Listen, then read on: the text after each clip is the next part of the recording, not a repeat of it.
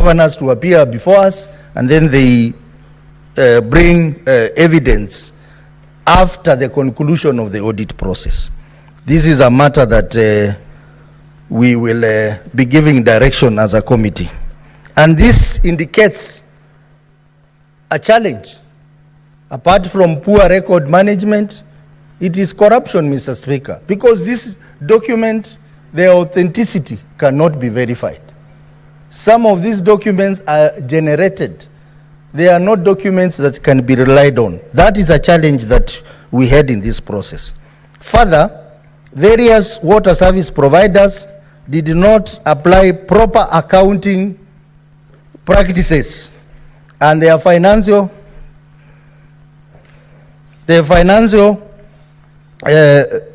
reports contain numerous inaccuracies and errors, and this resulted to inadequate reporting and not presenting the actual accurate position of their financial operation. Mr. Speaker, for example, Wajir, to date, we have not fully concluded on Wajir because the reports have high inaccuracies, errors, and they cannot be relied on to give a proper report. That also applies to counties like Tana River, Garissa, counties like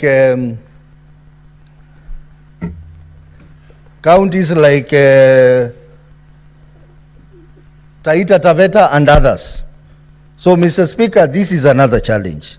But I think the idea of this committee, the CP committee, to engage counties on this report was very timely and worthy, because we understand that Senate has not been looking at this, but this gave us an opportunity to now establish a proper framework for governance of these water companies. And I'm sure, Mr. Speaker, moving forward, we'll begin to see some significant changes in the way these water service providers are managed, Mr. Speaker.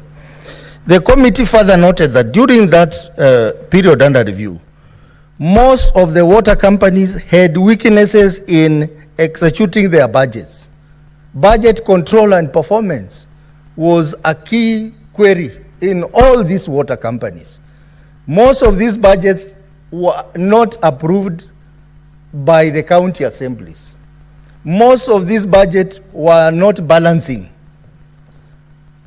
Most of these budgets were not made after a very elaborate planning process. They were just done because it is a requirement. So we have a serious problem with budget control and performance in these companies. They either overutilize or underutilize appropriated funds, and in some cases, funds were not reallocated to items that were not budgeted for and without proper approval by their boards or county assembly.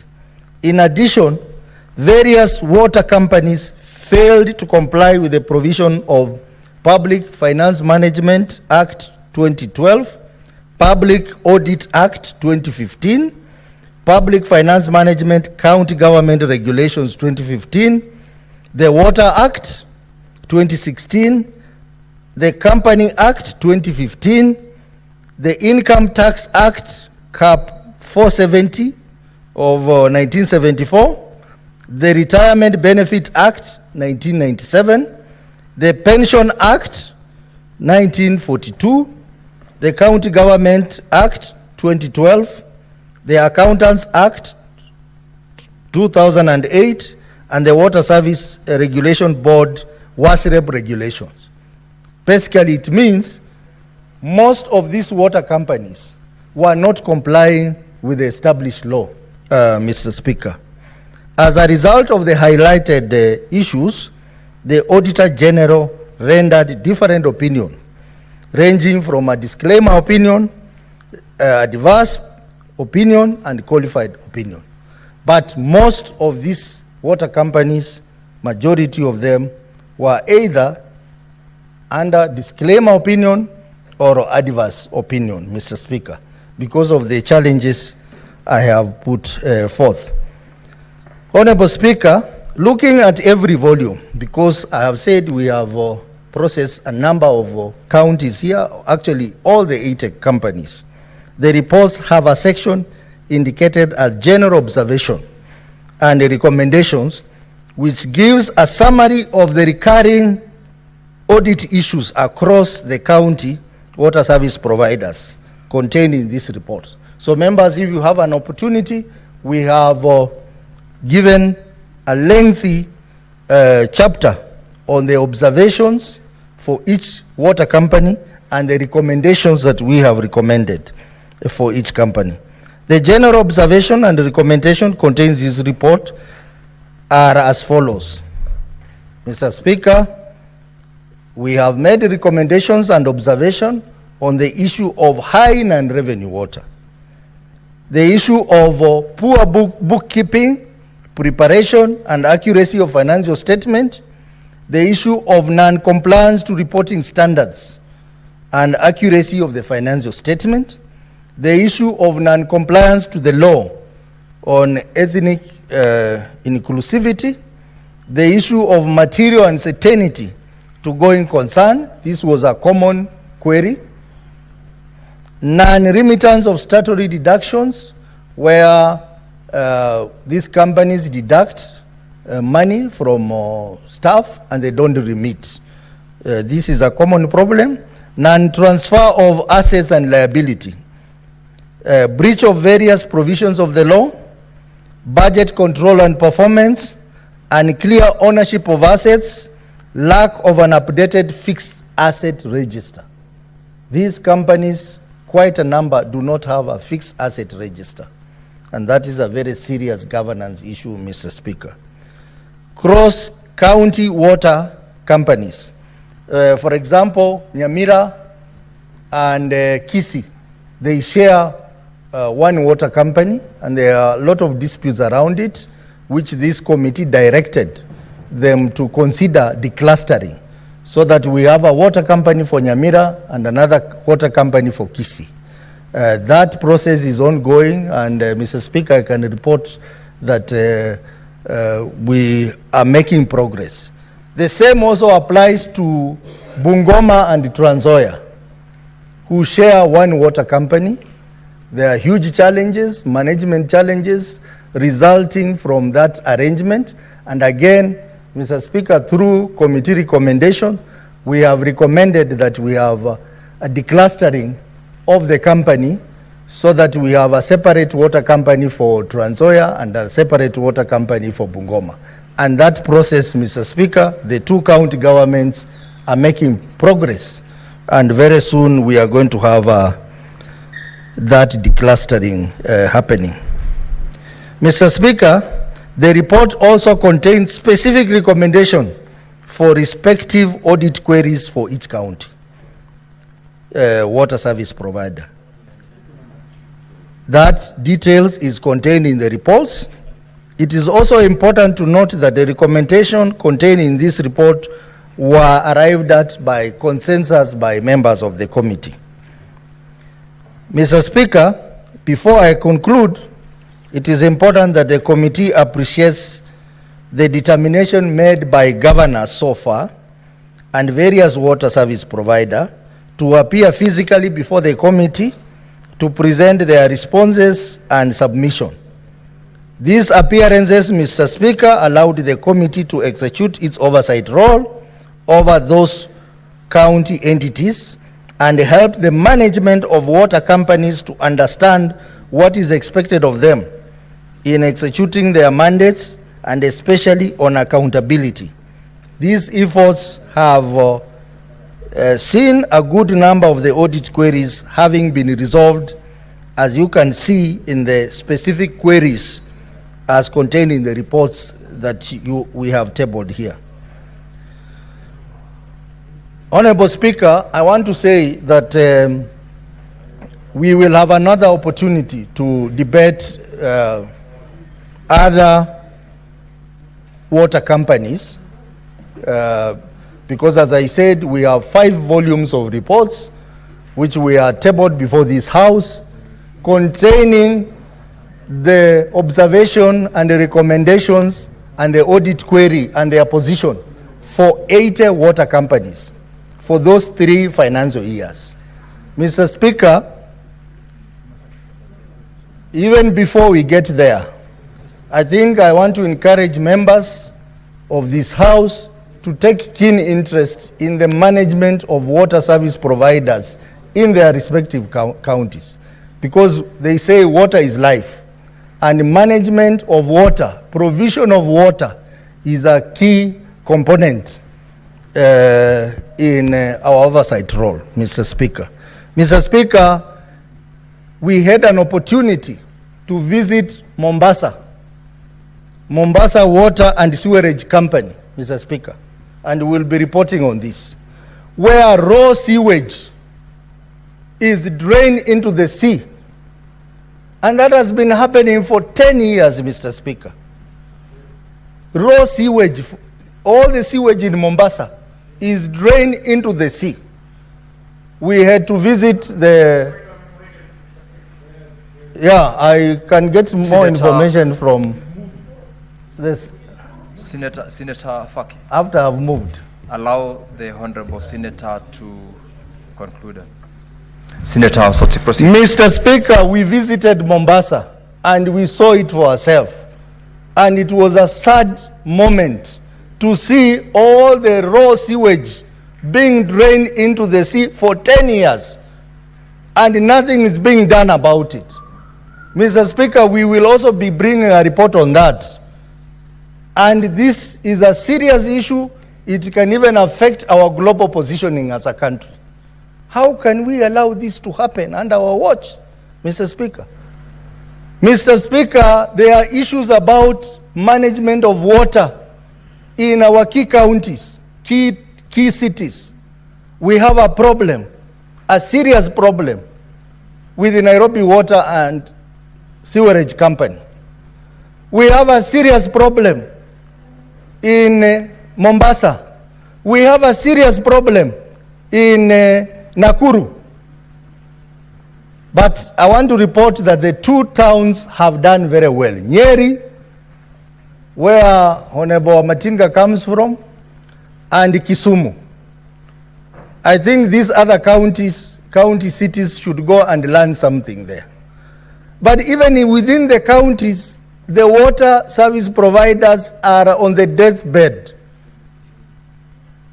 I am happy that some governors did not even know that water companies belong to the county government. It is this committee that awakened them to tell them that the Water Act provides that county government has to own 100% of shareholding in water companies. Now they have gotten interest. No, company shares, not Gachagua shares. You know, Senator Cheragay is a proponent of the impeached deputy president. So he wants to talk about shares all the time. It is a shareholding, company shareholding. So we have made a contribution to get these water companies to work and to work for the people of Kenya. And I hope in our next review, where we'll be looking at the audit report for the year ended June 2022, June 2023, and June 2024, we will begin to see a lot of changes in the way the water companies are managed in this country. Mr. Speaker, in concluding, I wish to register my appreciation to the Office of the Speaker, the Office of the Clerk of the Senate, and the Office of the Auditor General for facilitating the work of the committee and making the production of these reports possible. I also want to appreciate the Secretariat of the committee and most importantly, the members of this committee for working so hard to process 80 reports for the water companies. Mr. Speaker, it was not an easy thing. We spent hours interrogating governors.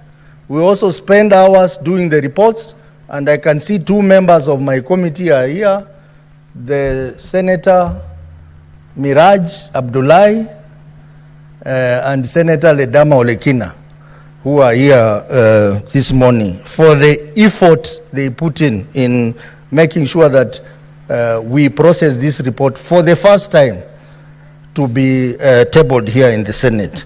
We will also be doing the same for the remaining financial years, and hopefully through that interrogation, through that intense oversight into this report, we'll begin to see better management of water resources in our counties. Mr. Speaker, for those few remarks, I move, and I request Senator Olekina Ledama to second. Senator Ledama.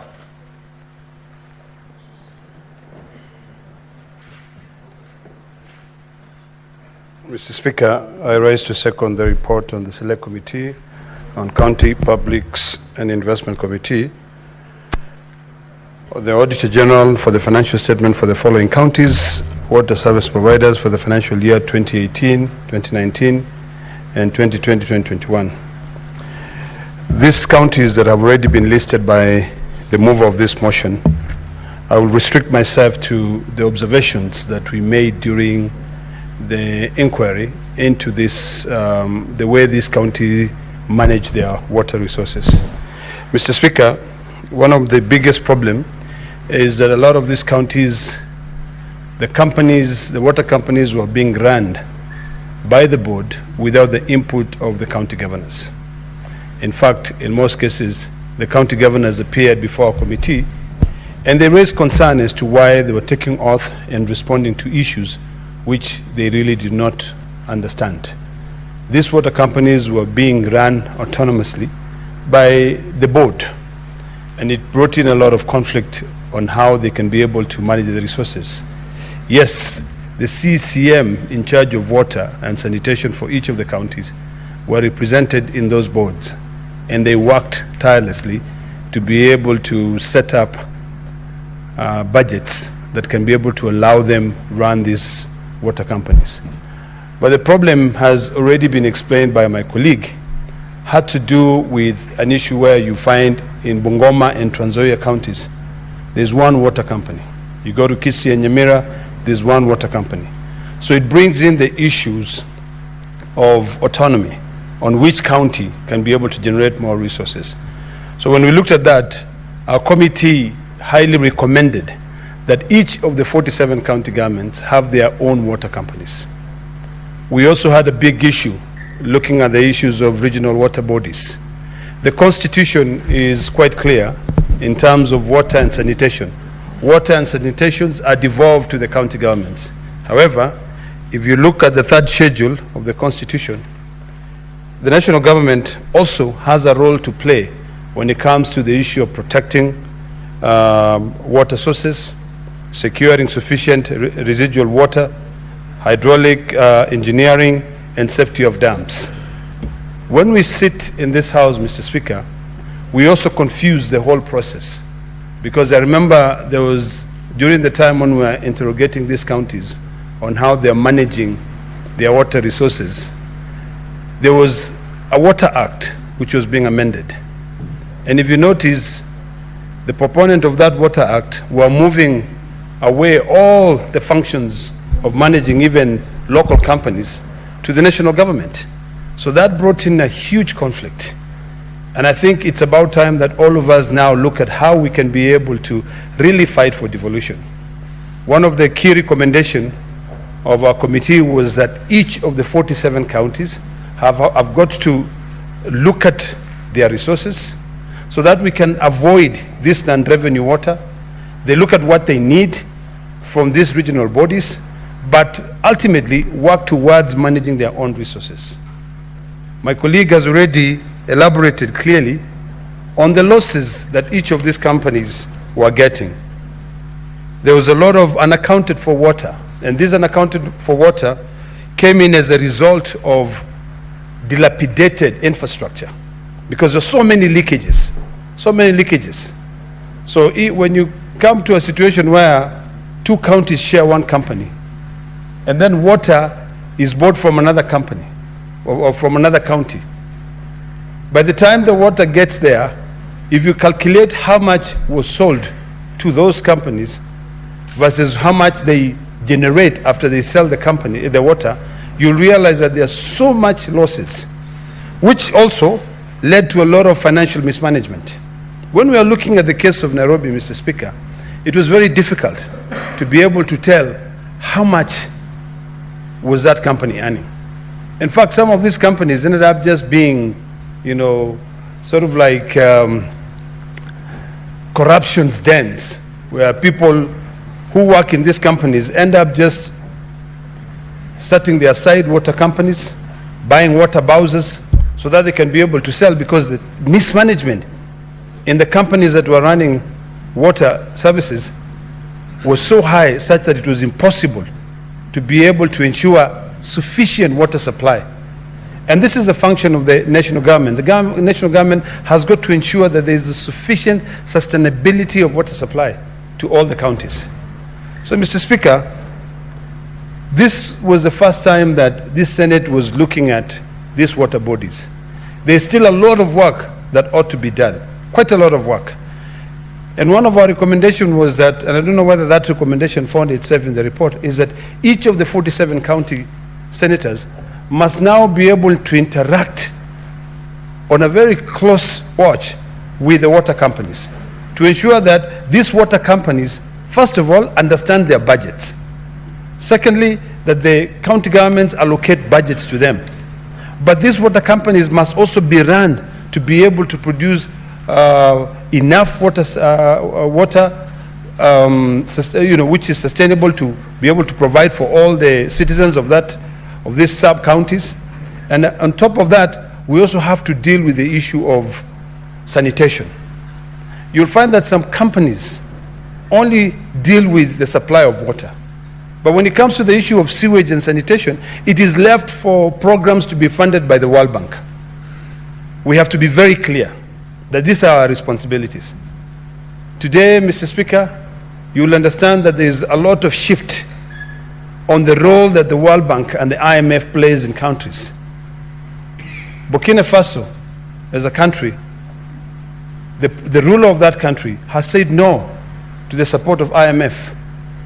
IMF continue to rate our countries. In fact, today, a friend of mine sent me a small note and said, this is what is important to us, where the IMF has already downgraded Kenya and has portrayed a very dark future for Kenya, just because we want to be able to control ourselves.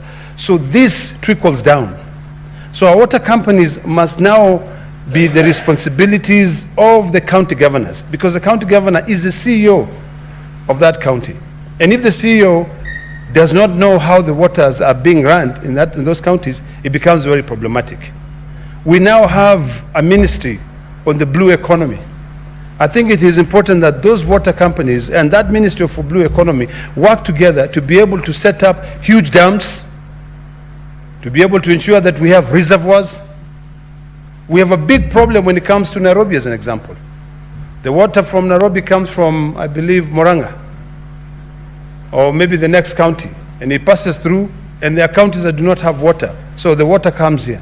So we need to now start asking ourselves, how do we ensure that there is sufficient water that can be able to sustain the residents of Nairobi by investing in big water reservoirs? This is a responsibility of the national government. If the national government can just take the third schedule, or the fourth schedule, and look at what their role is, and they put resources there, then we can be able to make a lot of difference. Mr. Speaker, let me reiterate again on the importance of each of the 47 counties establishing their own water companies, and they run them as a resource. They realign their own existing resources. We have a lot of water is washed away. Some of us who are farmers, we tap this water. If you go along most of the riverbanks, you will see people using the water which eventually will drain into the lake and using it for irrigation. We can as well encourage county governments to be able to establish water reservoirs where they can be able to tap into this water. So this is a resource that we can be able to, once we realign just our small existing resources, we can be able to ensure that it supports our population. Mr. Speaker, let me reiterate again on the importance of legislations. When we draft legislations or legislations are proposed in this House, we have to be cognizant of the fact that our Constitution have devolved certain functions. Water and sanitation, fully devolved. These water bodies, original water bodies, should actually be working with the national government to be able to develop policies, but not to now start running the distribution of water in the county governments. During the time when we were interrogating these water companies, we also spent a lot of our time talking to the regional bodies. There was a huge conflict between Kajiado County, Makwiny County, coming all the way to the river when it comes to the issue of Lolturesh, which is a water source. That water, historically, was piped from Lolturesh, which is down Kajiado South, to come and water flower farms in Kitengela. So the residents of that area, Makwiny County, were not getting any water. The residents of Kajiado were not getting any water. So it is important that we look at our own resources. And first of all, before we send that water to serve other people, we make sure that we serve ourselves first. Mr. Speaker, if you and I travel today, the first thing we are told on an airplane is that you need to buckle up first. And even if you have a child, protect yourself first before you do what? You protect that child. So I think we need to be able to take this logic in terms of when it comes to the issue of running our own resources. There is no reason as to why Kajiado County should actually, residents of Kajiado County should stay without water, because that water is going in to support people of the river. There is absolutely no reason as to why the people of Makwiny should not be able to benefit from the Mzima Springs, because all that water is going downstream to be able to support Mombasa County. I think we can be able to share these resources. We don't give out all the resources. In fact, even in the Bible says that the poor man is the one who gives out all his wealth and is left begging. I'm not a preacher, but I remember that. And it applies clearly on how we run our resources. So, Mr. Speaker, in conclusion, I want to conclude by stating the following. One, each one of us here must now start taking our job very seriously when it comes to the issue of managing our resources. If you take some time and you read the Auditor General report, you'll be shocked. There's a lot of mismanagement of the little resources that we have in the country.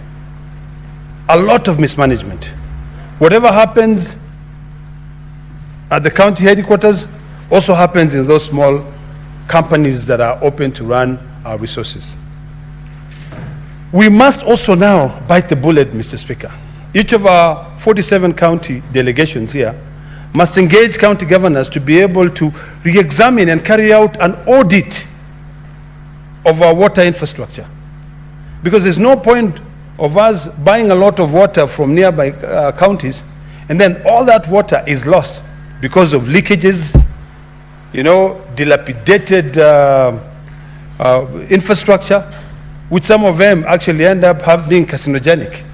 So it's important that we'd rather do, even if we were to get any grants from the national government, those grants are utilized properly. There's so much that people can eat. But really, if you want to jeopardize even the supply of your water because you want to get a tender and line your own pocket, we just need to rethink how we want to live our life. These boards, Mr. Speaker, must now also, we must change the law to ensure that the people who serve on these boards have got experience on managing water companies. There's no point of rewarding our friends. We need to now start introducing the concept of meritocracy. Have people who understand the importance of this resource. If it's taken care of, how well it's going to be able to support this current generation and future generation. So the boards, we must make sure that we use a competitive process, appoint people who have got a background in water and sanitation, so that they can be able to make infrastructure that will be able to outlive them. Financial management, Mr. Speaker. It is imperative that the CCM in charge of finance of each of the 47 counties, CCM in charge of water, who is now, and the CEOs in charge of water, who is the accounting officer, their role must be very clear when it comes to managing these semi-autonomous companies. It is not the board which will have all the responsibilities.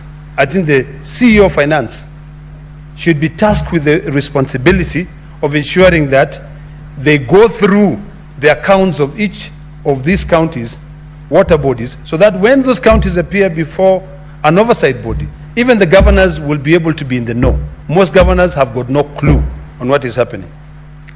In conclusion, I hope that when it comes to passing this legislation, we can all be very selfish and protect devolution.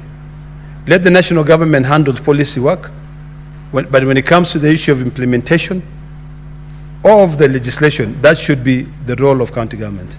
Mr. Speaker, with those few remarks, I beg to second.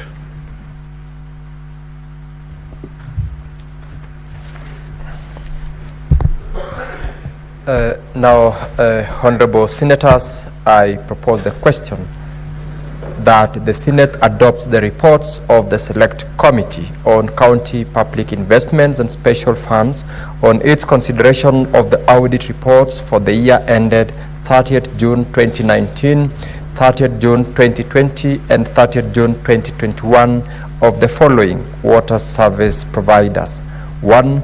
Amatsi Water Services Company Limited, Vihiga County; Bomet Water Company Limited, Bomet County; Gusii Water and Sanitation Company Limited, Kisii / Nyamira Counties; Kisumu Water and Sanitation Company Limited, Kisumu County; Kwale Water and Sewerage Company Limited, Kwale County; and Nyeri Water and Sanitation Company Limited in Nyeri County.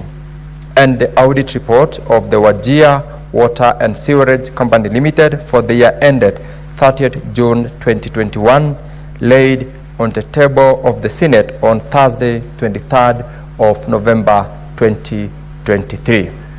Now, honorable senators, this motion is open for debate, and I will call upon the members who have requested to speak to this particular motion. I'll start with Senator Danson Buya Mugatana.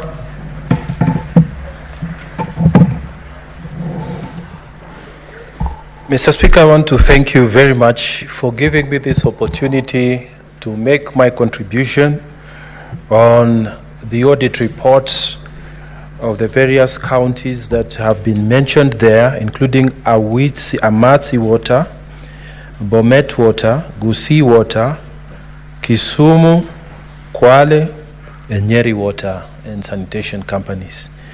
Mr. Speaker, before I make my contribution, I wish to join other leaders in extending my best wishes to the students of Tana River County who are sitting their exams, and for the rest of Kenya, wishing them well and wishing them the very best.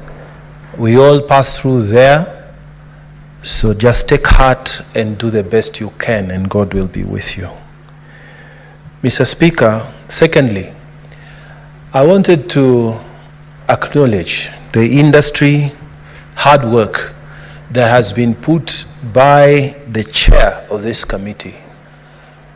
Mr. Speaker, they have done a tremendous job as a team, and I have appeared before them when Tana River was appearing, and I know that we have a very capable Chairman Ososi, Vice Chairman Professor Ojienda, and the rest of the team. We thank you because you have made this Senate proud.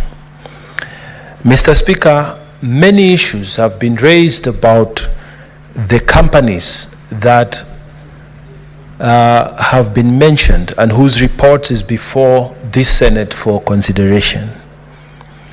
Mr. Speaker, I want to probably pick two issues so that I can focus my attention on those issues. Mr. Speaker, there's a big complaint amongst Kenyan people that there's no water on their taps. And Mr. Speaker,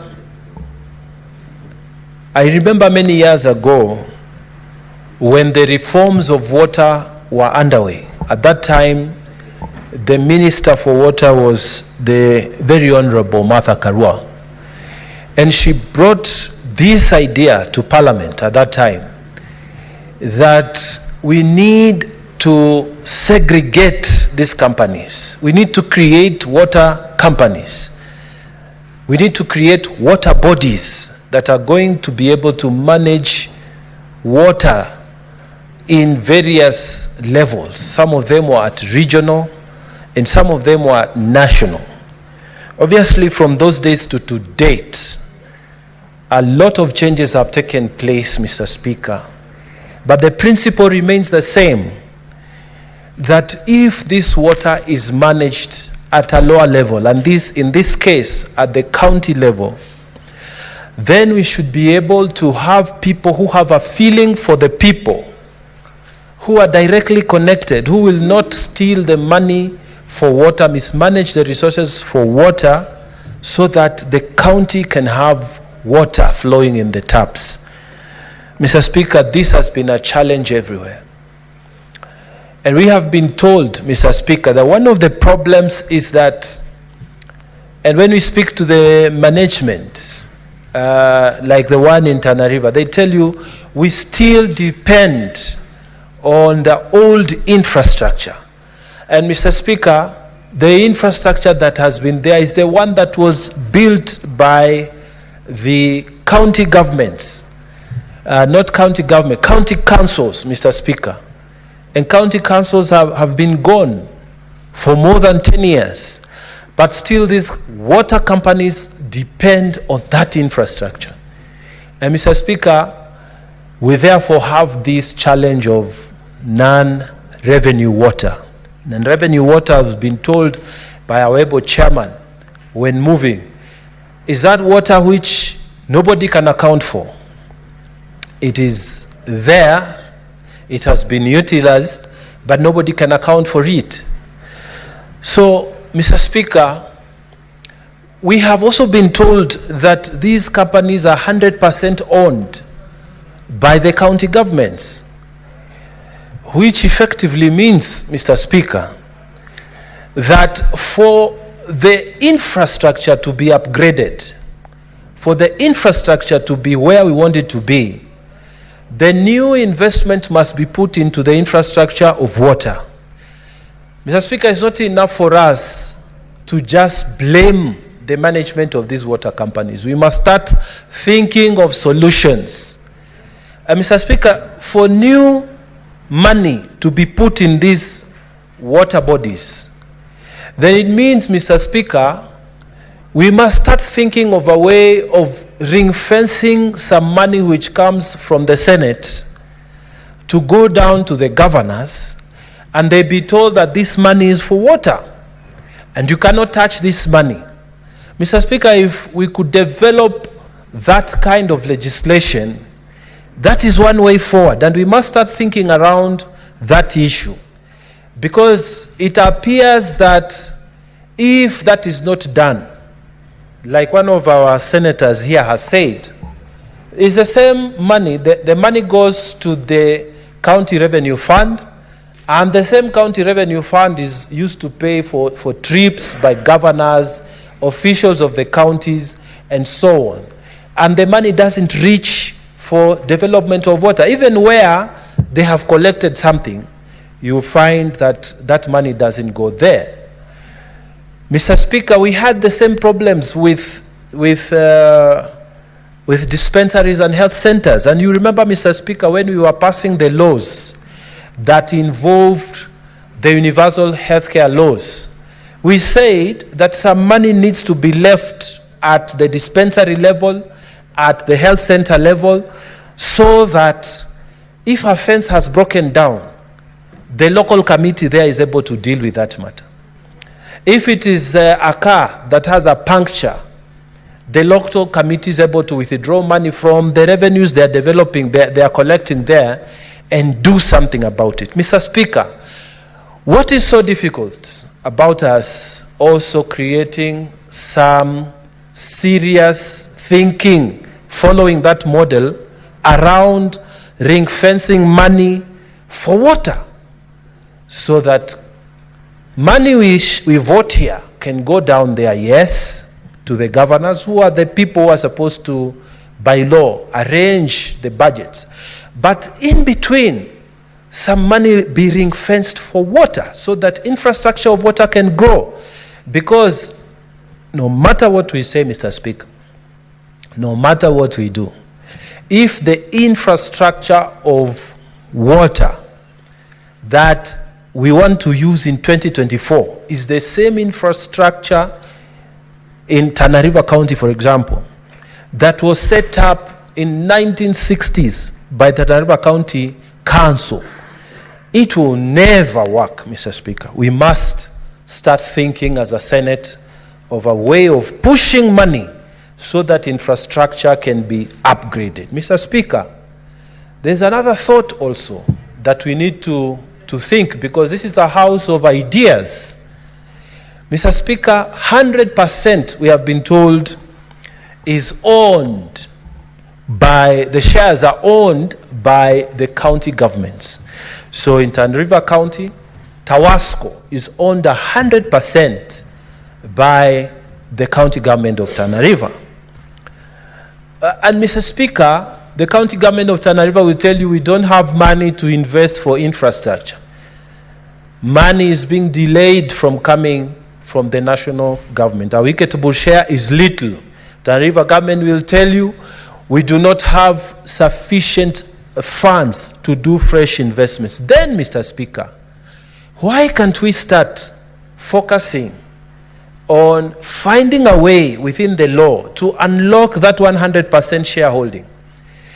Why can't we think of privatizing part of those shares so that those who are interested in investing in water can come in and take over management?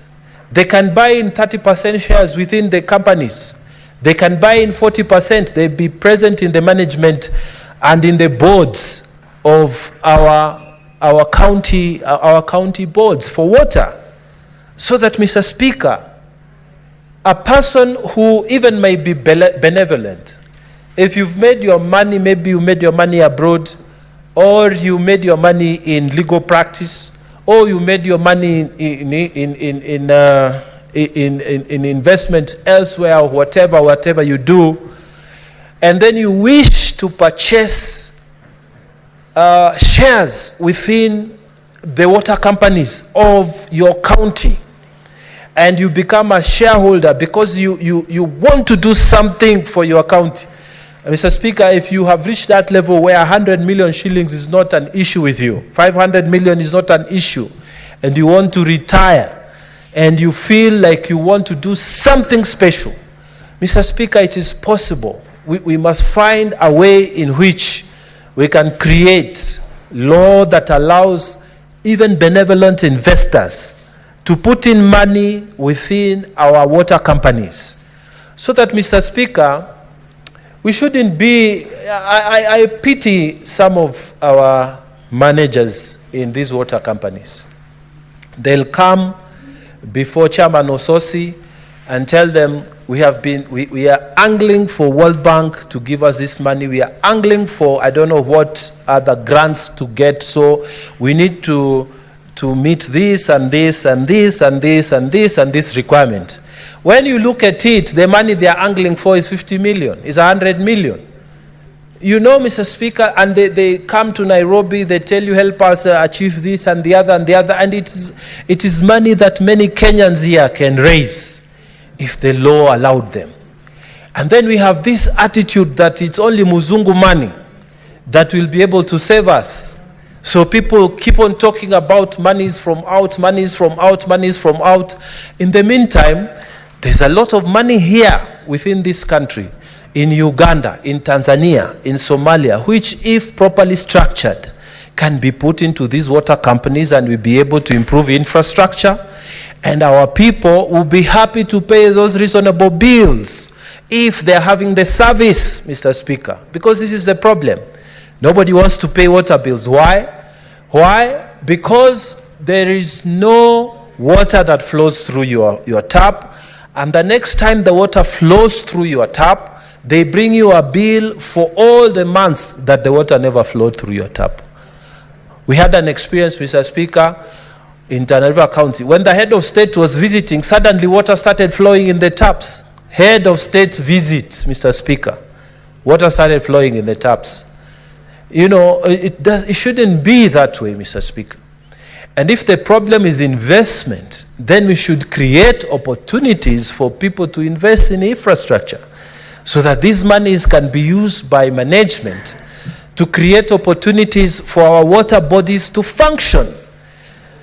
Mr. Speaker, having said that, I would like to also say that water bodies, even with the difficulties that they're experiencing, Audit is showing us in this Senate that there are some water companies that are just doing the wrong things, you know, just wrong things.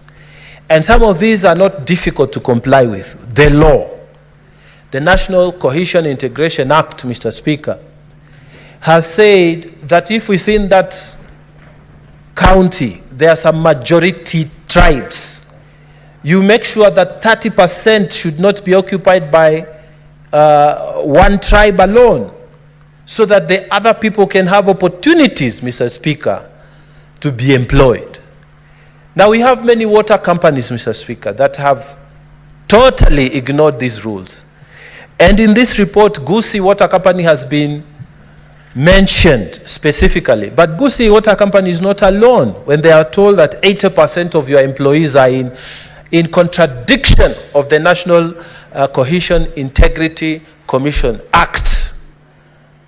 But it's not alone. There are many companies, Mr. Speaker, including my own Tana River Tawasco, Tana Water and Sanitation Company, Mr. Speaker, where they have totally ignored the provisions of the National Commission Integration Act, where you find the people who are employed are from one side. You don't find a proper mix. Small tribes that exist within the county of Tana River are not given opportunities.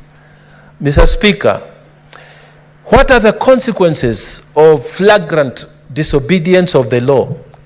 Mr. Speaker, we make recommendations in this Senate, but there are no consequences. People come, they tell us they will improve, and next year they come, they are the same, and there are no consequences. Mr. Speaker, I am asking that it is time we started thinking about tightening the laws on people who are flagrantly disobeying the law. Here, we have been told that in terms of financial management of these companies, you have many of them which are getting unqualified opinion of the Auditor General.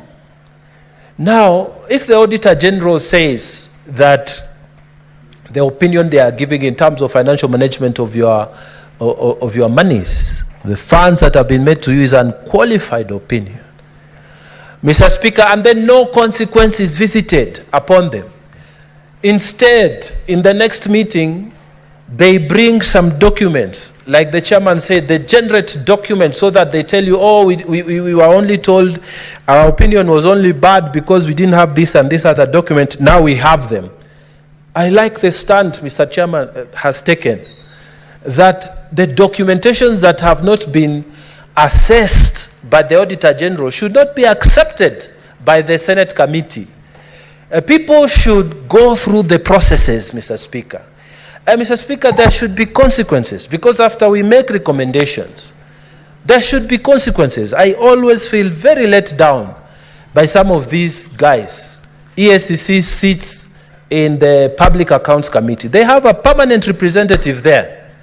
And they are told there's this a problem, this a query. EACC moves there, they sit there, collect allowances, and they do nothing, Mr. Speaker. And there are other bodies there. You find they come and sit, they listen, and recommendations are made. Instead of action being taken in real time, the reason that you are put in that committee so that you can take action in real time, nothing happens. Mr. Speaker, we want to see action on these audit reports. Consequences must visit those who are flagrantly breaching the National Cohesion Act. Water companies that are not following the law, Mr. Speaker, they should feel the pressure of the Senate. Mr. Speaker, a few people must be arrested for breaching the Public Financial Management Act. Mr. Speaker, if this happens, then we shall have some discipline. Aside from the investment, we need enforcement of the law, Mr. Speaker, so that we can bring some form of discipline and direction from the Senate on these water companies. We've been told water is life. And an appeal has been made here that senators, we must take interest in the management of water companies in our places where we come from. And I accept that. That's a good appeal. But we also need from the National Committee enforcement. If somebody is not doing his work, surely let a few people take personal responsibility. If this starts happening, Mr. Speaker, we shall be able to create proper management of our water companies, and our people shall receive water, the water they have been using. They will be billed for water that they have been using. Mr. Speaker, why can't we create water tokens so that, just like electricity, I buy my token and I know that after I've used 1,000 or 500, I need to replace, instead of waiting at the end of month, alafu naletewa bili ya hewa. Mr. Speaker, time has come, we use technology to make sure our water companies are also functional. So we should not only invest in the infrastructure, but also in technology, so that people can pay for services that have actually been rendered. We are doing better in electricity, but we can also do good in water sector. And this means we must start focusing there as a Senate.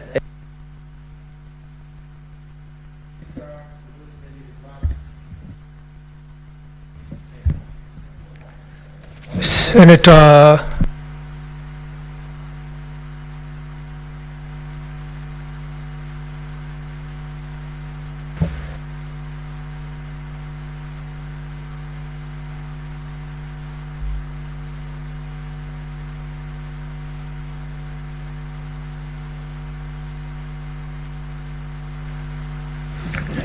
Sifuna Edwin. Thank you, Honorable Speaker. Allow me to begin by commending the County Public Investments Committee that is ably chaired by the Senator for Vihiga, the Honorable Osotsi. Honorable Speaker, I have had occasion to be present in some of his meetings, especially when the management of the Nairobi Water and Sewerage Company was appearing before this committee. And I can assure you that I saw the sort of commitment by members of the committee, and especially the chair, to make sure that we right the wrongs in many of these water companies. Honorable Speaker, as you can see from the report, the chairperson and the committee have demonstrated in-depth knowledge and understanding of the issues that are facing these water companies, and they are making recommendations that will help in trying to resolve some of the issues that have bedeviled these particular water companies. I'm also very proud, Honorable Chair, that this committee has done almost 80 of those water company reports so far, and that we are at 100% in terms of addressing the question of ownership, which was not the situation that was obtaining prior to Senator Ososi being the chair of this committee. So therefore, Honorable Chair, let me take this opportunity to thank the chair, the Senator for Vihiga, who's also my deputy party leader. These are some of the things that Kenyans have come to expect from the very high quality leadership from the Orange Democratic Movement. And we are setting the pace for other committees, Honorable Chair. Honorable Chair, allow me to address two things that have been raised by the committee, and they have had the Chair make various references to the situation with water in Nairobi County. The first one, Honorable Chair, is the question of non-revenue water. And I know that from the discussions before that committee, Nairobi County, or the Nairobi Water and Sewerage Company, is one of those companies with the highest non-revenue water. And various reasons have been cited. Honorable Speaker, in very simple terms, non-revenue water is revenue that somehow leaves the company but is not billed, and the county does not receive money, or the company does not receive money, for that water. And one of the issues that have been cited is dilapidated infrastructure. Truth of the matter is, here in Nairobi, the water and sewerage infrastructure that we are operating on has been stretched beyond its capacity. And as the chair said, we are still relying on the original water and sanitation infrastructure when the city was actually built by the Mzungu. Honorable Chair, one of the things that I have never understood is, if you look at our laws, there is a law that is called the Urban Areas and Cities Act. This law, under sections 5 and 6, provides for a framework of cooperation between the national government and the county government, and especially the city county of Nairobi, recognizing the unique position of Nairobi City County amongst the 47 counties. This uniqueness arises from many things, including the fact that Nairobi City County is the capital of the Republic. It hosts the diplomatic headquarters of many countries. It also is a seat of government. Many national government institutions are actually situated here in Nairobi. Honorable Speaker, under that act, the expectation was that in the realization of the uniqueness of Nairobi, the national government would support development of heavy infrastructure or critical infrastructure like the water and sanitation infrastructure. But this has never happened. If you speak to the management of the water company and the county government of Nairobi in general, Honorable Speaker, the amount of capital outlay that is required to bring the sanitation and water infrastructure up to speed, Honorable Speaker, it is something that would require over 5 years allocation under the equitable revenue share for us to be able to do that infrastructure. As we speak, Honorable Speaker, the existing sewage network, for instance, covers only 37 or 30% of the total square area of Nairobi County. And Honorable Speaker, as you know, these has also, the past few years, I've seen a lot of rapid development in terms of housing. Very many new buildings are coming up, going up to 25 floors, hosting thousands of tenants, but it has not been accompanied by the commensurate infrastructure upgrade that is required. And this is why many of our water and sanitation infrastructure is creaking. So, Honorable Speaker, I continue to call on the national government to honor its responsibilities under the Urban Areas and Cities Act, to support Nairobi's development of certain critical infrastructure, including our water infrastructure, Honorable Speaker, so that we can be able to meet the needs of the people of Nairobi. Secondly, Honorable Speaker, the committee has highlighted the specter of illegal connections and what the chair has called outright corruption. There are stories we hear in this city, Honorable Speaker.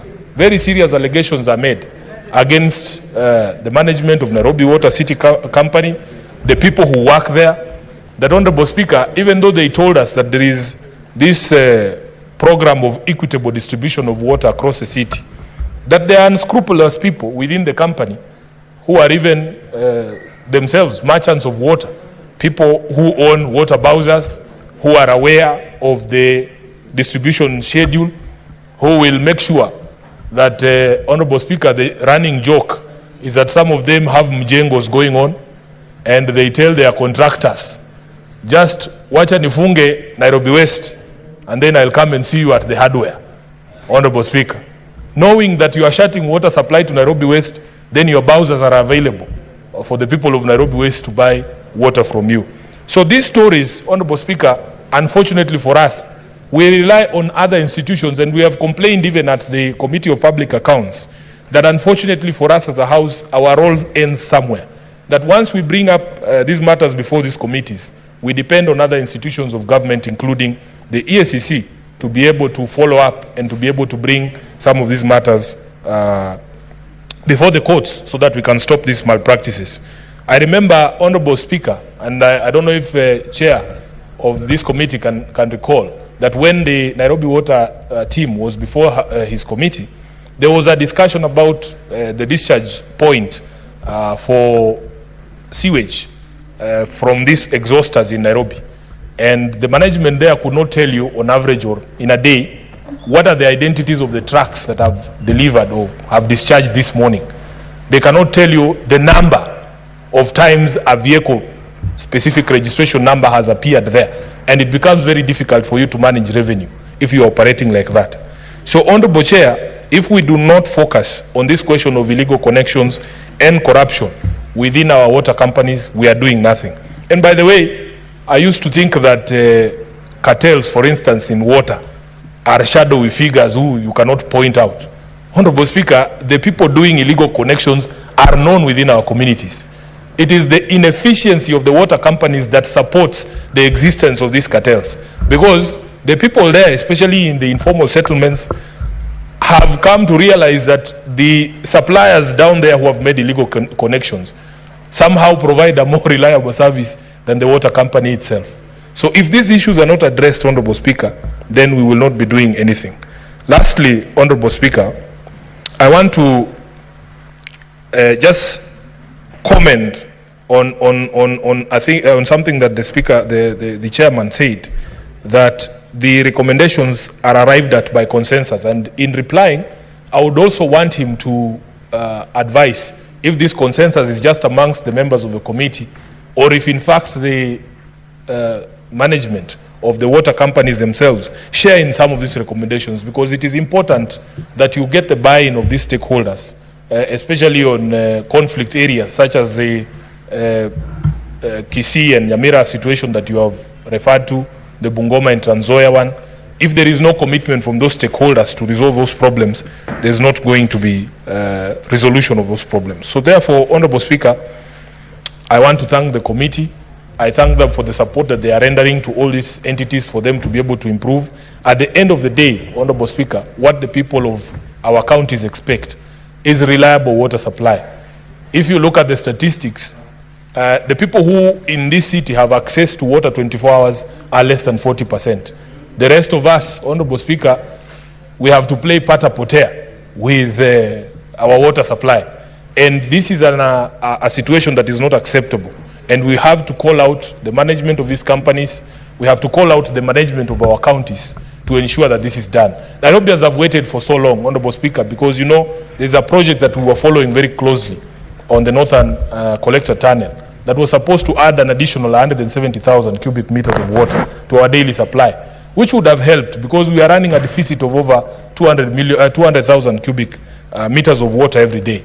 We need to be updated on the situation with the Northern Collector Tunnel and all the other water projects that the people of Nairobi have been waiting on, so that we are able to assuage the situation and as well in the other counties. With those many remarks, Honorable Speaker, I thank you and I support the position that has been taken by the committee. Thank you, Senator Sifuna. I was really hoping that when you were talking about the honeysuckers, and you informed the House that they discharge their sewer in rivers, and we have that problem. Senator Cherargei. Thank you, Mr. Speaker, sir, for this opportunity to make a few comments on the report of my sister committee of County Public and Investment. I think in the last session, Mr. Speaker, it was a joint committee, and I'm happy during that session, Mr. Speaker, we were not able to look at these issues, and I know they are very busy because they have to look back for almost, Mr. Speaker, from 2013, because during the public investments, we could not look at public accounts in the last session. But I'm happy in the wisdom of the Senate, Mr. Speaker, we have seen the need to have a public investment committee. And I'm happy to, this report of 2019-2020, I'm happy with the pace at which the Public Investment Committee of this House is doing its work, led by the Deputy Party Leader of ODM, my brother and friend and neighbor, Senator Otsotsi, for the good job that he's doing, Mr. Speaker. And for us who interacted with Senator Otsotsi in the last session, he was a fiery legislator who almost Yangamisa one of our principles, but I'm happy nowadays he's more calm. Mr. Speaker, on the issue of Amatsi Water Service Company Limited in Vihiga, Bomet Water Company Limited in Bomet County, Gusii Water and Sanitation Company Limited in Kisii, Nyamira counties, and this is where we have problems even in waterworks, Mr. Speaker. Remember, for example, Nandi, there are many shared, Mr. Speaker. Even in Nandi, we have a Lored Water and Sanitation Company that covers both Wazingishu County and Nandi and part of Lesos in Nandi's constituency. We have Kisumu Water and Sanitation Company in Kisumu County, Kwale Sewerage and Sanitation, Nyeri and Sanitation Company, Mr. Speaker, where our Munyoro village is. Mr. Speaker, on many aspects, I want to be very clear, Mr. Speaker, on many issues. I agree that most of our, Mr. Speaker, most of our companies are on the red, water companies, even Kapsabet Water and Sanitation Company, Mr. Speaker. For example, Water and Sanitation Company is under in Nandi County, where we still depend on generators and electricity to pump water into Kapsabet town, Mr. Speaker, and its environs. We had expected that the government would expedite the construction of a Keben Dam, Mr. Speaker, which was upscaled to 24 billion Kenya shillings, Mr. Speaker. I know there are a number of dams across the country, like Tuaga Dam. There is also Karmenu Dam, Mr. Speaker. There is Posta Dam in Bomet. There is also Itare Dam in Nakuru. Chemasusu Dam was complete. We had one, the Aror and Kimwarer dams in Elgeyo Marakwet County, Mr. Speaker. We have two rivers in Wazingishu. Mr. Speaker, we have the one of Sondu Dam that was supposed to cost 40 billion, that is between Kericho, Nandi and Kisumu counties, among other dams across the country, Mr. Speaker. So it is very important that water is life. Water should be accessible, Mr. Speaker. If a society where it will reach a point that water is more expensive than soda or any other beverage, Mr. Speaker, as a society we have collapsed. I know in northern part of the country we still have challenges of access to water.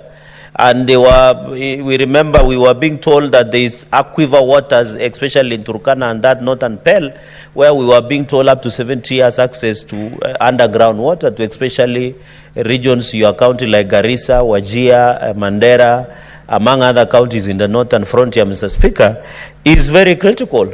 As a society, Mr. Speaker, when you don't have water for domestic use to drink, Mr. Speaker, many years ago, there were clamor for changes in reforms of water sector, Mr. Speaker.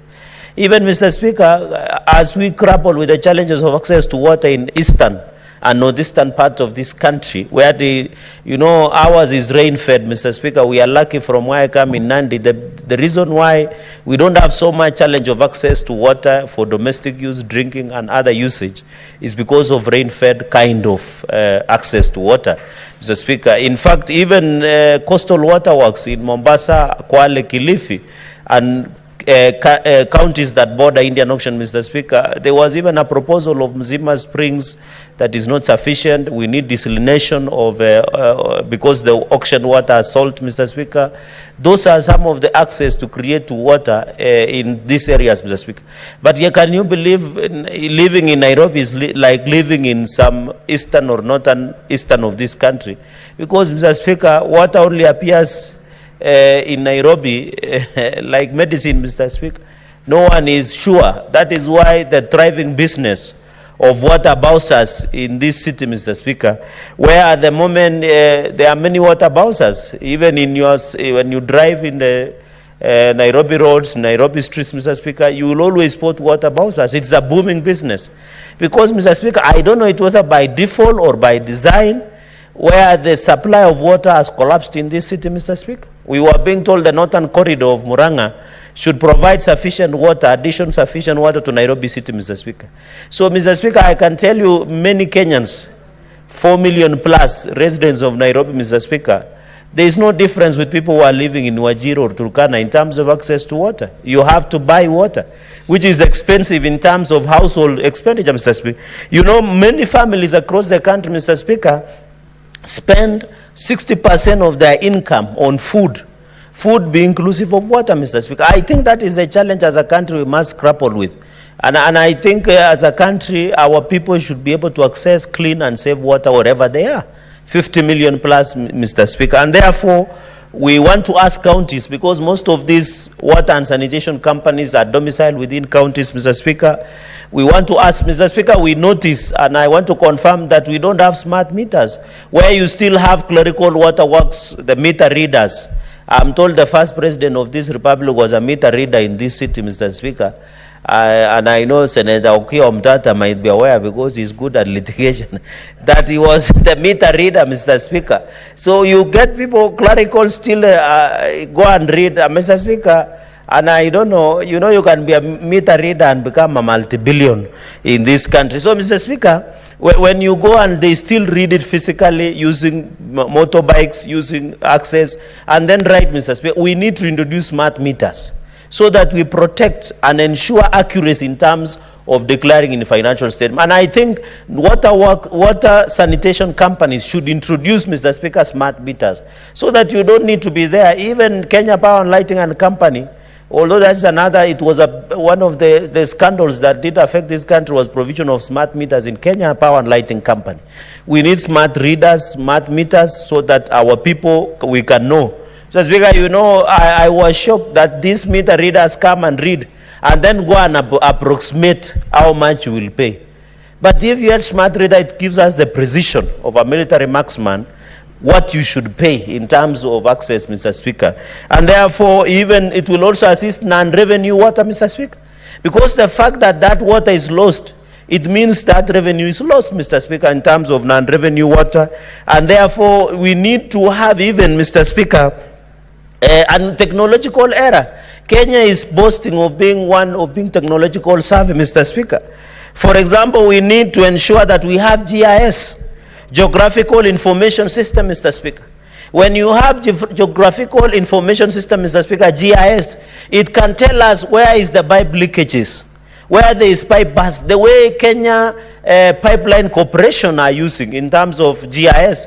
Say that if you are taking fuel from here to Eldoret to Kisumu, these pipes that KPC all the way from terminal, Kipevu terminal or wherever in Mombasa, they should be having a GIS to detect water leakages so that you prevent non-revenue water and loss of revenue because water is spilled or the pipes are burst, Mr. Speaker. So when we have GIS, Mr. Speaker, and I hope the committee led by my brother has noted this, it will assist in terms of ensuring that when you have geographical information system, it can detect the way we detect fuel when there is leakage. They can become precise, Mr. Speaker, and ensure that we can be able to detect any leakages of water or burst pipes in the system or infrastructure within. And I hope other companies, like whether it is coast companies, whether it is in Rift, whether it is in Nairobi here, it should be able to use GIS, Mr. Speaker. It is something that is easy. And I hope, Mr. Speaker, we should not be told counties or when they're upgrading to GIS that it is taking 104 billion. the way the ICT infrastructure upgrade was done in terms of the upgrade of NHIF and SHA, Mr. Speaker, because you know the funny part, and Senator Eddy will tell you, the funny part with an infrastructure of app, you need upgrade, you don't own it. It becomes absolute. So when you pay a lot, like the way you are paid 104 billion for infrastructure in terms of NHIF, then there is a big problem, because that's software, you'll keep it improving, Mr. Speaker. Then, Mr. Speaker, on the issue of what I am happy that there is a report. I have seen there is a version, Mr. Speaker, of a mediated version of Water Act. This, Mr. Speaker, should resolve the issue of Water Trust Fund. You remember the amendment that was brought, what we call the Water Amendment Bill of 2023. The intention was to reverse, Mr. Speaker, contravening fourth schedule, where water and management and water sanitation and access to water was left to counties, Mr. Speaker. You remember there's still animals called waterworks. Like now we have coastal waterworks. We have like Victoria North, where Nandi, Kakamega and Vihiga and other counties are falling within. We have like Victoria South waterworks. We have Central Rift waterworks. We have Tana waterworks. We have Tana Adi waterworks, Mr. Speaker. These waterworks undermine devolution. In fact, these waterworks, Mr. Speaker, should be completely taken off. For example, in like Victoria North waterworks, where Nandi is, the headquarters in Kakamega, but when you go there, it's only, they have hired only one tribe, and yet it covers my county, Nandi, it covers Vihiga, it covers Kakamega, Mr. Speaker. I think was in Gishu was removed, it is now in Central Rift.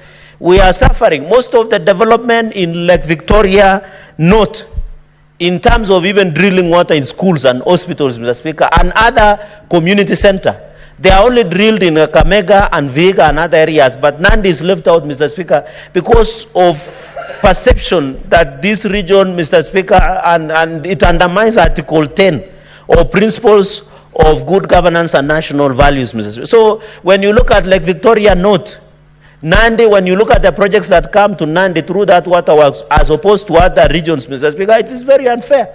And I think it is high time we disband and ensure coastal waterworks, North Rift waterworks, Tana, other waterworks, any other waterworks in the country should be disbanded, because they let the counties and the county governments run those waterworks under the water and sanitation companies. And I hope in the next report, the PIC committee must tell us that we need to bring down all waterworks, because that is where the bastion of corruption is.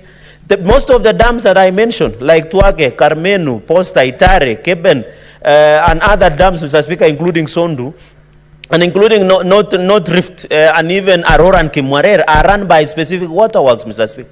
These same waterworks are becoming bastions of corruption and inefficiency and ineptitude, Mr. Speaker, at running, Mr. Speaker. Number 3, most of the boards that run these water companies in counties and sanitation companies is becoming a big challenge. For example, even in Kapsabet, where I come from, Mr. Speaker, we don't have a functional sewerage and sanitation, Mr. Speaker.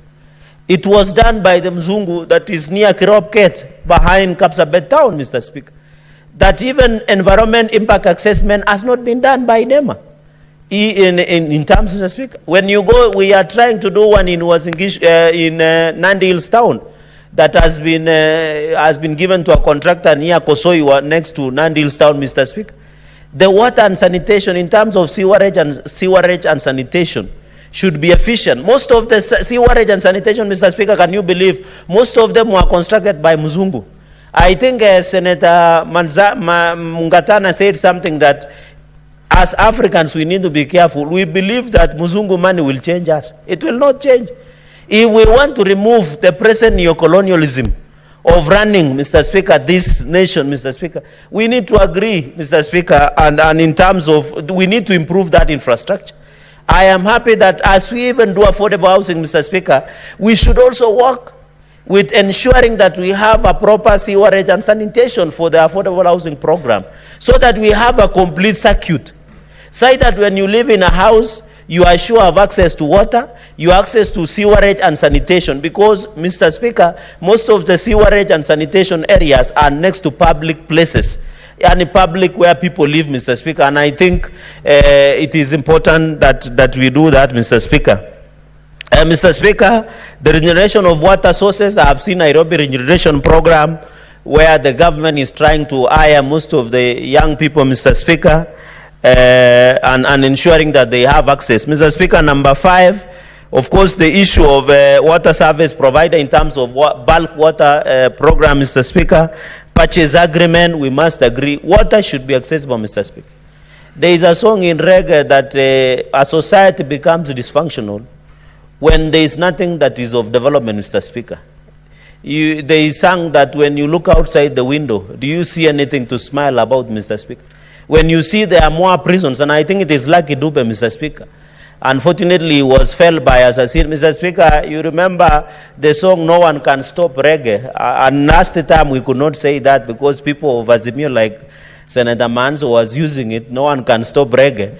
You remember, Mr. Speaker, I think in 1987, Peter Tosh was felled by the assassin, and Lucky Dube, Mr. Speaker, went to sing about no one can stop reggae, Mr. Speaker. And in fact, last month, Mr. Speaker, we are remembering Peter Tosh because he's one of the biggest vibrant in terms of reggae genre, Mr. Speaker. I know, Mr. Speaker, people are listening like Senator Eddie are listening to Triomio, like Nimekuma, Kufinish Kumalo, Mr. Speaker. And I'm told there is a new one called Iyani, Mr. Speaker, where there is new mastingos, tutakufa kifo ya mende, Mr. Speaker. So, Mr. Speaker, what we need as a country, even as we do regeneration of rivers within, Mr. Speaker, is important. We want to ask, Mr. Speaker, even in provision of bulk water agreement. And I want to see, Mr. Speaker, the mediation report, and I want to thank your office on the water mediation report. We must agree that let us stop undermining and reversing issues that, and Mr. Speaker, all of us who are seated here, you know, one of our senators went to become the deputy president, Mr. Speaker. Many people will become governors. My brothers and sisters are senators. If we do not protect devolution, you will go back to become a governor in makwiny when my brother has finished 10 years.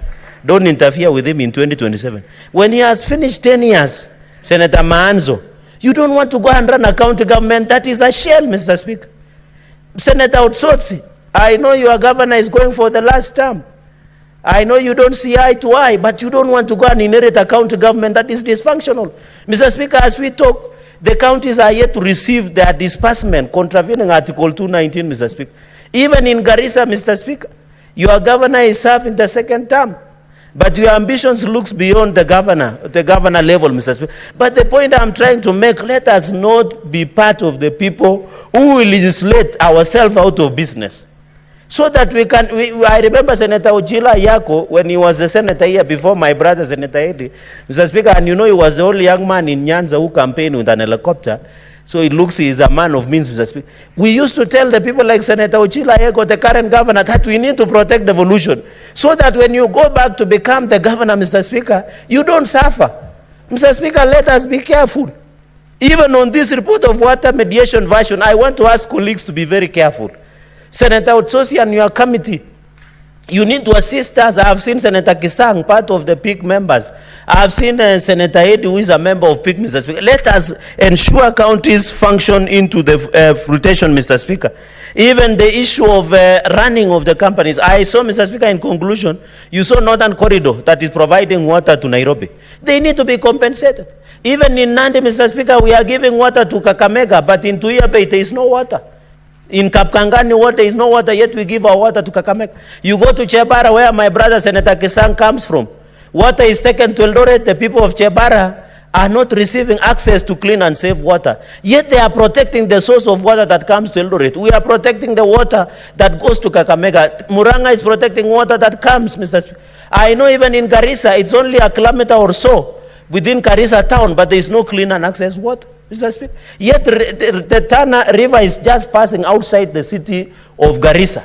But there is no clean and access water, Mr. Speaker. We must speak as a Senate that to ensure devolution works, access to water, bursary, adequate medical supply, passable feeder roads, that is how devolution will work with this country, Mr. Speaker. Mr. Speaker, with those very many remarks, I want to submit, Mr. Speaker, and support the motion. I thank you, Mr. Speaker. Thank you, Senator Faki Mwinihaji. Asante Mheshimiwa Spika pia kunipa fursa hii kuchangia ripoti ya kamati ya uwekezaji wa umma katika uchunguzi wao wa mashirika ya maji katika kaunti zetu. Shirika la maji la Amasi Water Company, Bomet Water Company, Gusii, Kisumu, Kwale, Nyeri na Wajir. Mheshimiwa Spika, maji ni uhai, na inasikitisha kuwa ripoti hii imeweza kuweka wazi kwamba kaunti zetu nyingi zina shida ya maji. Zina shida ya maji. Mashirika ambayo yamewezeshwa kusimamia maji haya, Mheshimiwa Spika, hawajui kile wanachofanya. Kaunti zetu, Mheshimiwa Spika, haziwekezi katika mambo ya maji.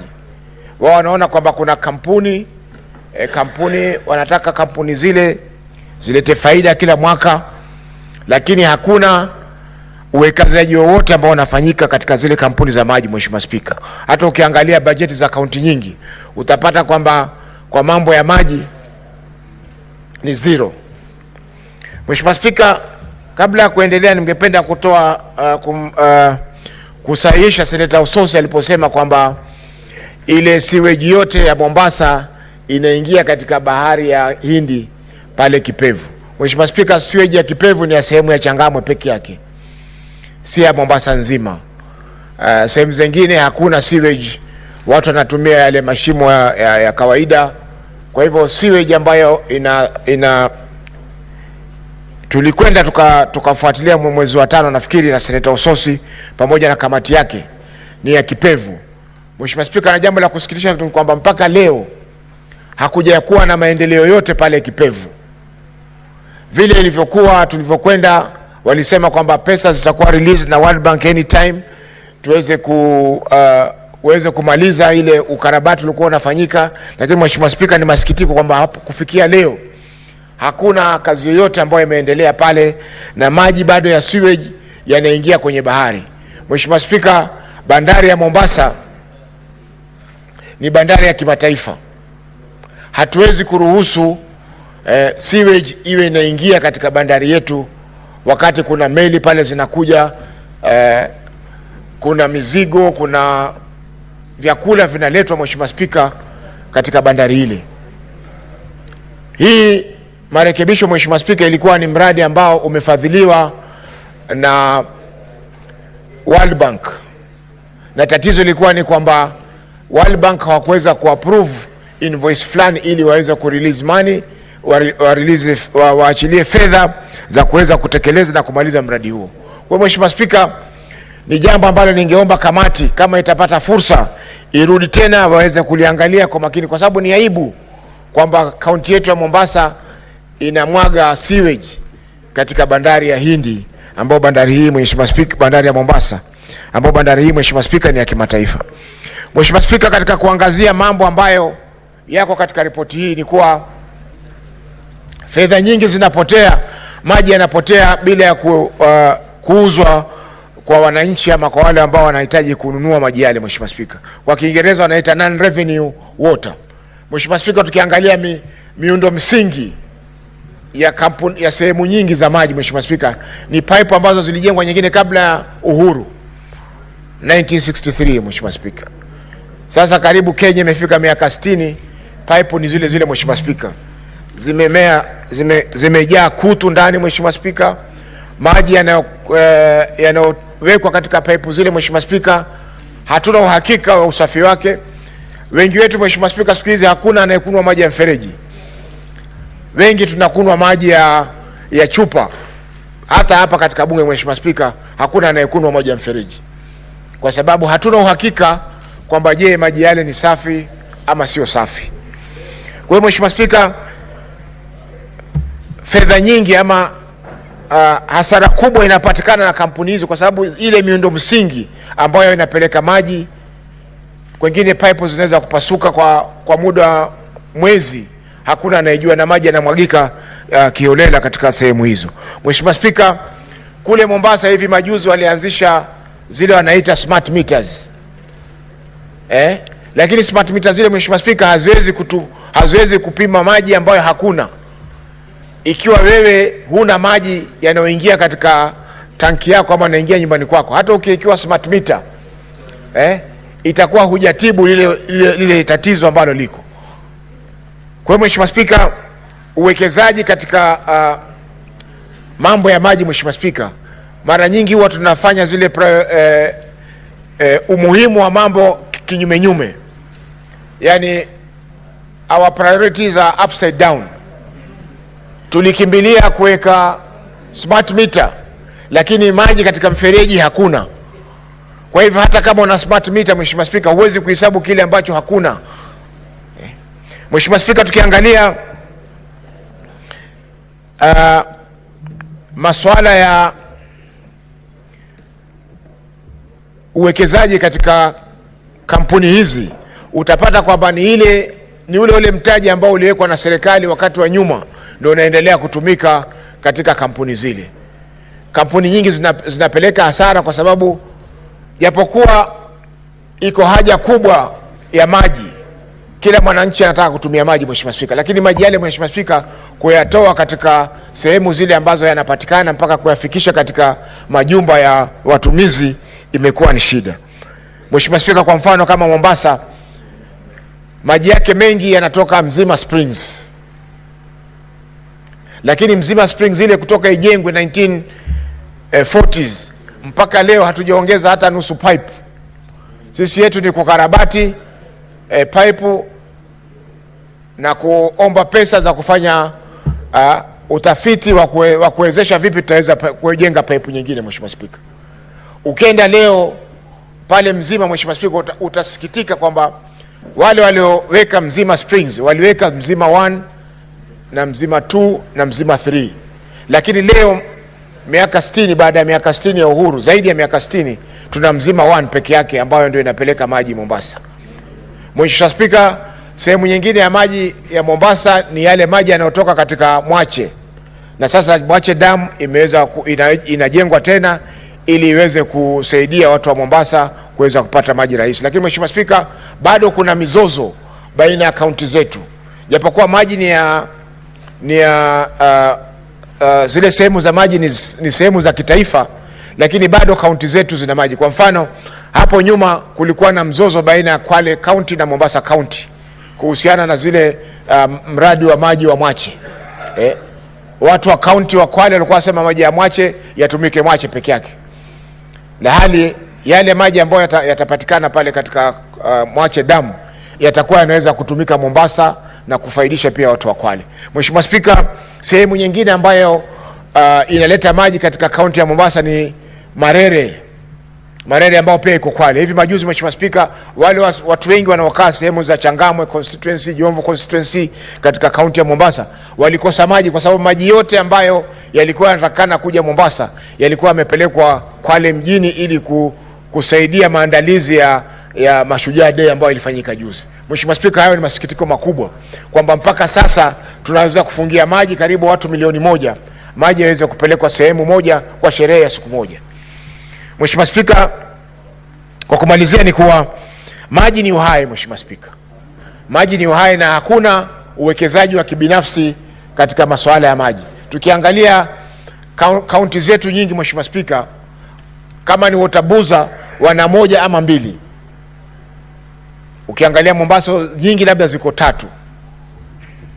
ama 4, kwa sababu moja iko Likoni, moja iko Changamwe, moja iko Kisauni na moja iko Jomvu. Hii Mheshimiwa Spika, kama ingekuwa kaunti zetu zinaekeza katika masuala ya maji, ingekuwa wananchi wanapata maji ya rahisi, maji ambayo yana uhakika kwa sababu ni masafi, na vile vile pia zile kampuni za maji zitaweza kupata fedha za kukimu mahitaji yao. Lakini Mheshimiwa Spika, ukiangalia kila mwaka balance sheet ama hisabu za fedha za kampuni hizi, wanaendelea kupata hasara na kupata hasara na kupata hasara. Hivyo basi inabidi wananchi warudi tena kuingia mifukoni mwao ili kufadhili kampuni hizi, kwa sababu kampuni zenyewe hazina njia ya kuweza kupata fedha za kuwawezesha kukua. Mheshimiwa Spika, jambo jingine pia ni kutegemea zaidi misaada ya mashirika ya kimataifa kuhusiana na masuala ya maji. japokuwa ni wafadhili wetu na wanatusaidia, lakini Mheshimiwa Spika, imefika wakati sasa lazima sisi pia wenyewe tujisimamie. Haiwezekani kuwa serikali inaweza kutoa kwa mfano maji wanaopata watu wa Mombasa yanatoka kwa Coast Water Services Board ambayo wanauzia shirika la Mombasa Water, na wao wanapewa muda wa kulipa kama ni siku 90 ama ni siku 100. Mheshimiwa Spika, hiyo inaitwa credit window ambayo inatumika. Mheshimiwa Spika, pia haisaidii kwa sababu utapata pia kwamba hufikia wakati maji yakafungwa, watu wakapigizana kelele, wakakimbizana, ndio maji yafunguliwe, wananchi waweze kupata maji. Kwa hiyo Mheshimiwa Spika, ni lazima kamati mbali na kuleta ripoti hii, Mheshimiwa Spika, iangalie kwa ndani zaidi ni vipi ambavyo tutaweza kuzitoa hizi kampuni zijinasue na lindi hili la ukiritimba ambao unasababisha wananchi wakose maji na vile vile pia kampuni zisikue. Mheshimiwa Spika, kwa kumalizia pia haya mashirika ya kiserikali ambayo yako katika hizi sehemu zetu, kwa mfano Coast Water Services Board, kule kwingine iko Tana Athi, kule kwingine sio iko Lake Basin. Mheshimiwa Spika, kaunti zetu pia atakana zipawe hisa katika mashirika haya. Isiwe ni shirika la serikali kuu wana supply maji. Ukiangalia kama wale wakurugenzi ama madirector wale wanachaguliwa watu ambao hawana uzoefu katika maeneo yale. Hivyo basi inakuwa ni vigumu kuweza kuleta mawazo ama kuleta fikra ambazo zitaweza kusaidia kurekebisha zile kampuni zilizoko vile. Kwa mfano Mheshimiwa Spika, shirika la Coast Water Services Board, serikali inaweza kuwa na share moja, Kwale ina share moja, Mombasa, Kilifi, Tana River na Lamu, kila moja ipewe share moja, ili wao pia wawe wana uwezo wa kueleza ama kusikiliza masuala yao katika mashirika hayo. Kwa hiyo mengi, Mheshimiwa Spika, naunga mkono ripoti hii na naipongeza kamati hii kwa kazi nzuri inayofanya ikiongozwa na kiongozi wetu Ososi ambaye pia ni naibu kinara wa chama chetu cha ODM. Asante Mheshimiwa Spika. Senator Wahome wa Matinga. Thank you very much, Mr. Speaker, sir. I also like to support the report by just chaired by the chair by Senator Ososi. Mr. Speaker, sir, the issue of water litigation, the issue of water service provider has been longly handled for a very long time. Mr. Speaker, sir, indeed senators oppose and are determined to protect devolution. That being the case, we know that this is a function that's devolved and that must be undertaken by the counties.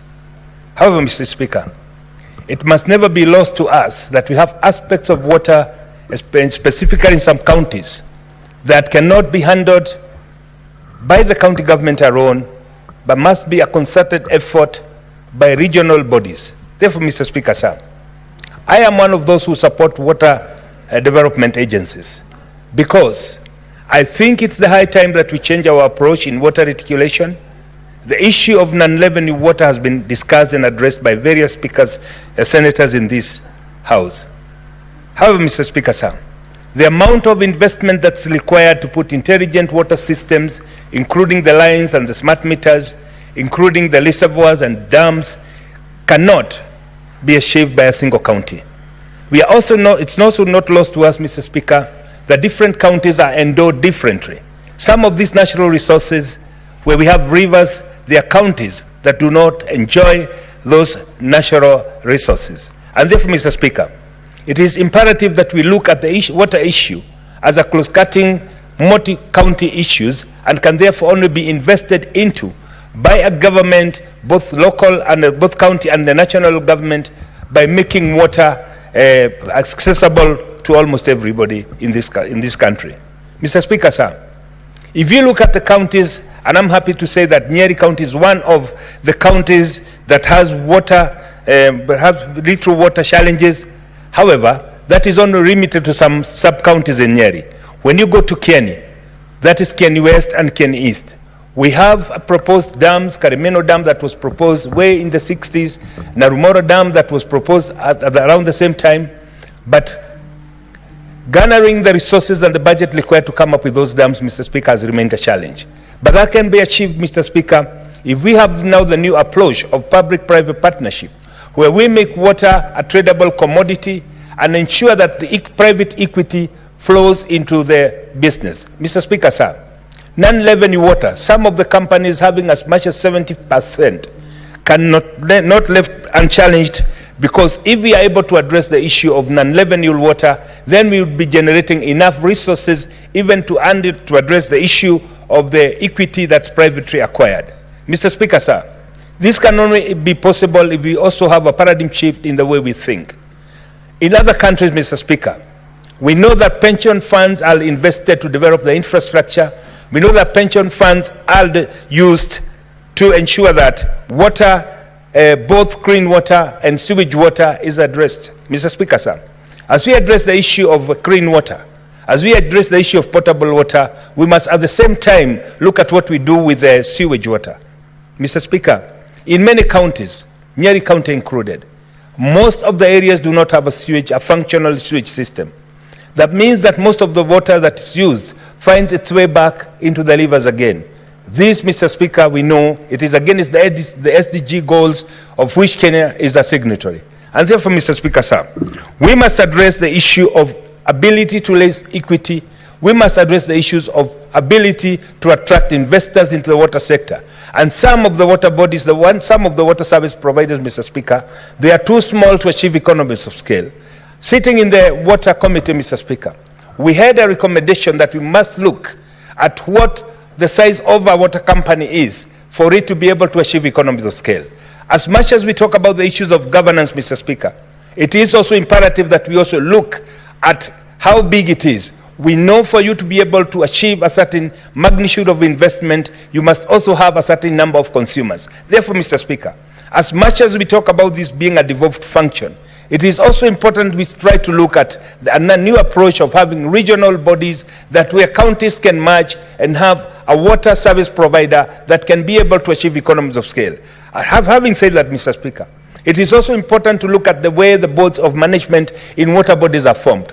Most of these, Mr. Speaker, are people who are appointed politically because they are politically correct. We know that most water development agencies, most water service providers, they've become den of corruption because people who are elected as chairs, they go there to try and regain what they lost in politics. Mr. Speaker, moving forward, we must look at the issue of governance. We must look at the issue of accountability. We must look at the issue of transparency. But as we look at that, we must also look at the issue of being able to generate private equity to invest in the infrastructure so that we can reduce the non-revenue water, but at the same time also employing smart meters so that we know that the bulk water that has been generated can be dispatched and it is also consumed.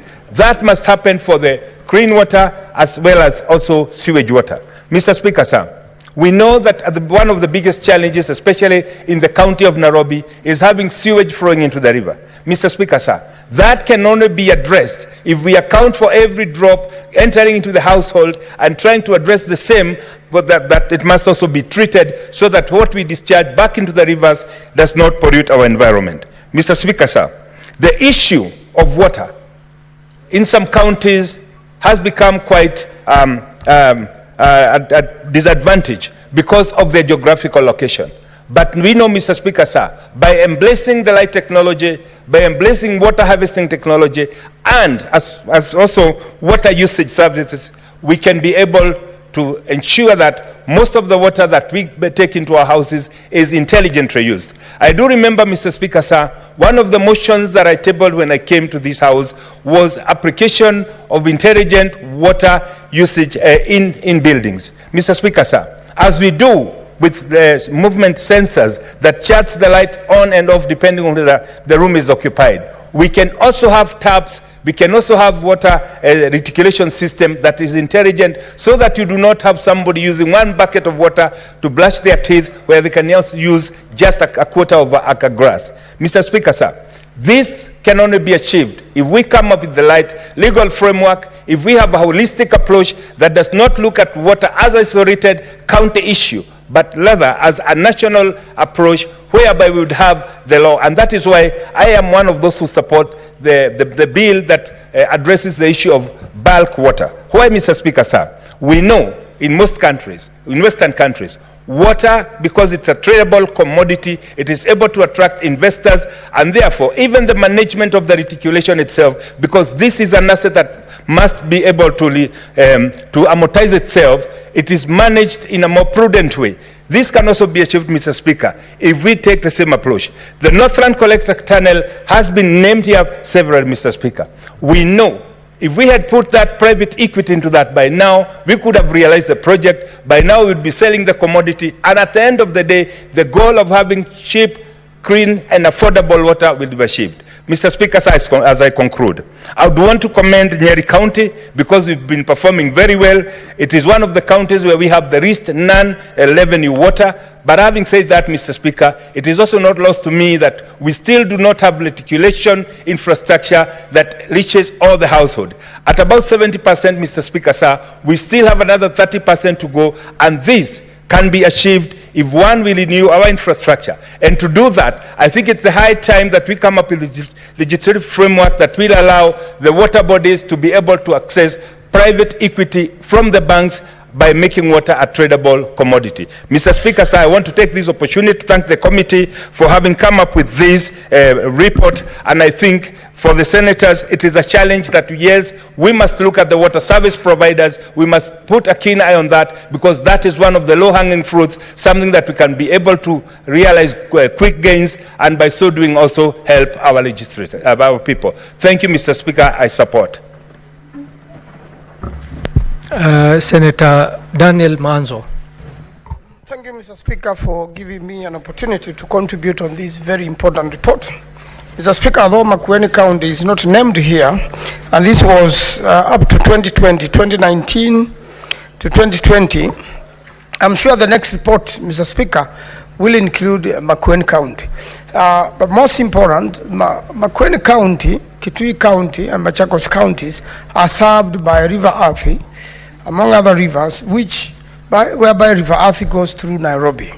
One of the worst things which has happened to this river is that raw sewage, and especially by the honeysuckers, is released, fresh to this river. There has been an effort to clean up River Athi in Nairobi. I've seen the president launching cleanup projects, but as soon as he leaves, the people who are supposed to clean the river, they also leave with him.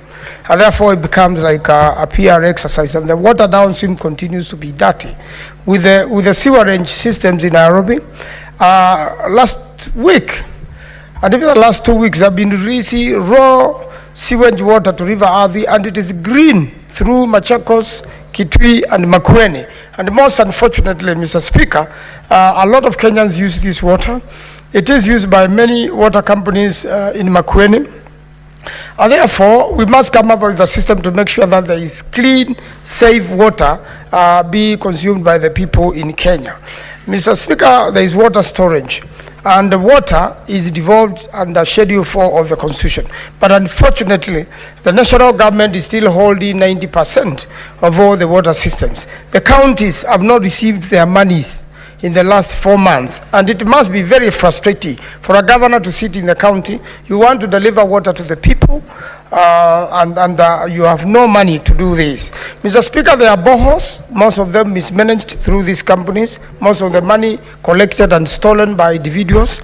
In Makwiny, out of the water companies from the last report, only the Kibwezi one, which is somewhere on Mombasa Road near Kibwezi town, seems to have performed better. The rest, you could not account for the monies, you could not account for so many things, and yet a lot of money has been put into these water companies. So what do we need to do, Mr. Speaker? The country needs water. I started hearing it from the Moi era in 1986, when I was in primary school, that every home is going to have clean water. Up to today, water is still far away from most homesteads in Kenya.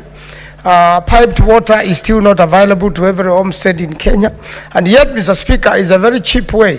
Is the easiest thing to do if the government seriously invested in water first. You rather even stop all the other projects. Deal with water first. Get water to the people.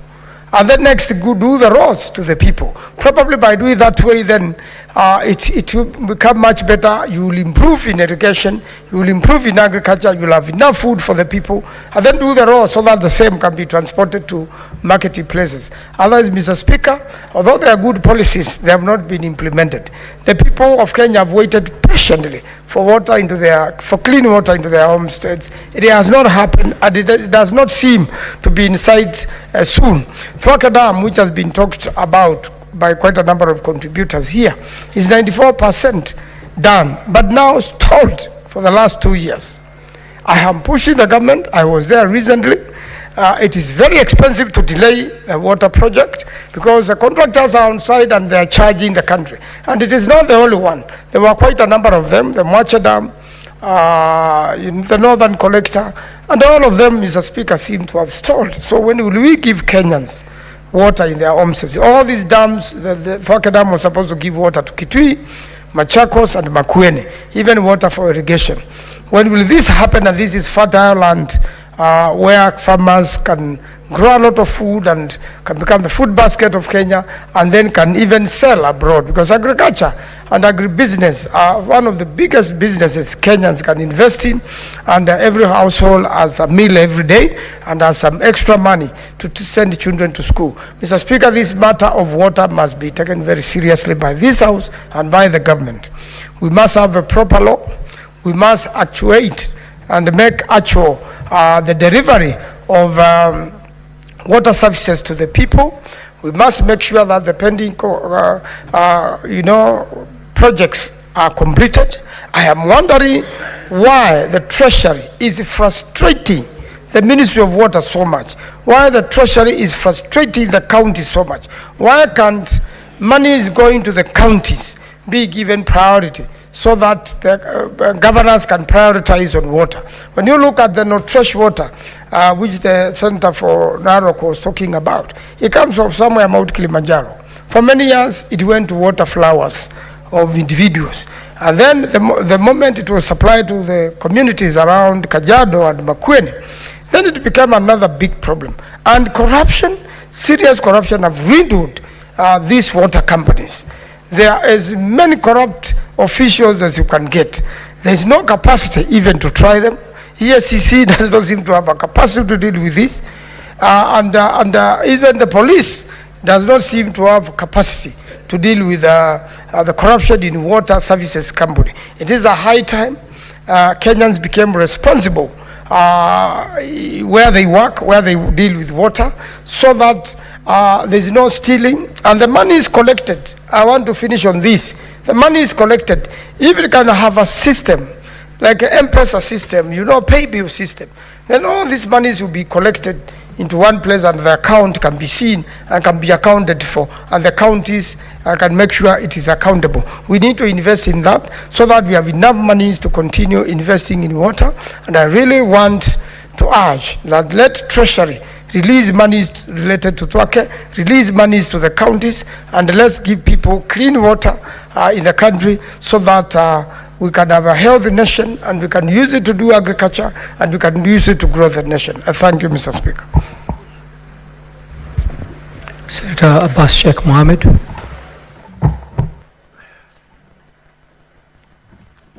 Thank you, Honorable Speaker.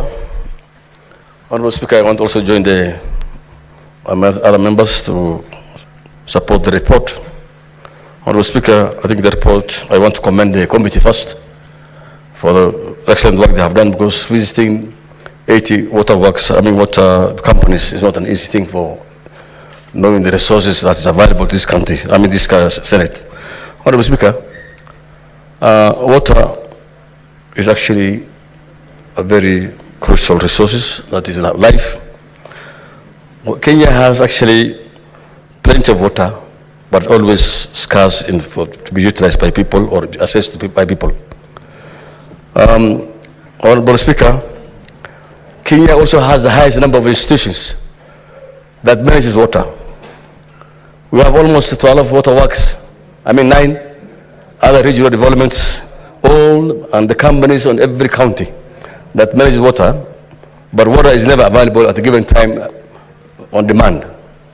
I think it's just purely on lack of management and lack of transparency.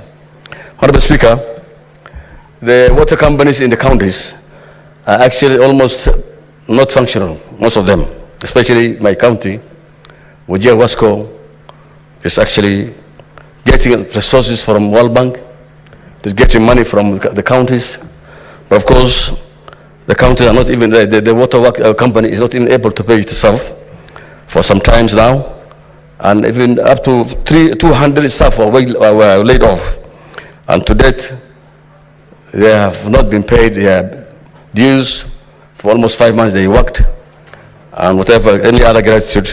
However, until when they went, some of them went to court, and it's only this week some payment has been done.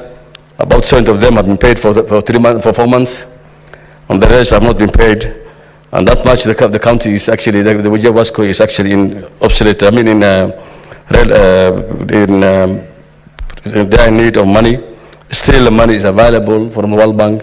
It is there, the council also supporting, but because it's not well managed, that resources are not well managed, and at the same time, one other thing is the county, I mean the company is actually experiencing issues to do with resource generation. Wajir doesn't have pumped water source. There is no rivers, it's landlocked.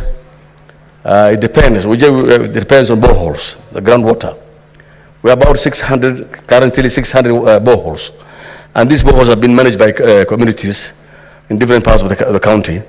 Boreholes have been run by community committees. It has now become a cash cow for the communities. Instead of paying money now to the Wajir Wasco, the communities are not ready to give back the boreholes to be managed by the counties.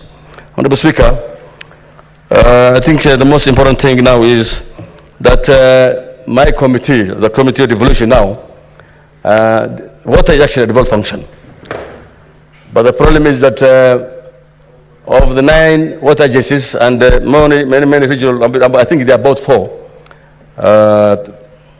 like Victoria, Tana water, and the coast water, all these guys don't want to release these institutions back to the counties. I think the high time that this House must be able to support the counties so that at least these functions can go back to, be taken back to the counties. One other thing is, Honorable Speaker, most of these companies are non-entities actually. Most of them are not even registered. Some of them, they don't have legal status, and they cannot be operating officially, legally. And the way it is being run, even appointments are done by the governors. The boards have been appointed by the governors, and actually most of these companies are supposed to be independent from the county management. So the county executive, but it's still micromanaging it, and they do all the appointments, and therefore that is, I think, the causes as to why the companies are not functioning well. One other thing is, Honorable Speaker, the money been received from donors are not being actually audited.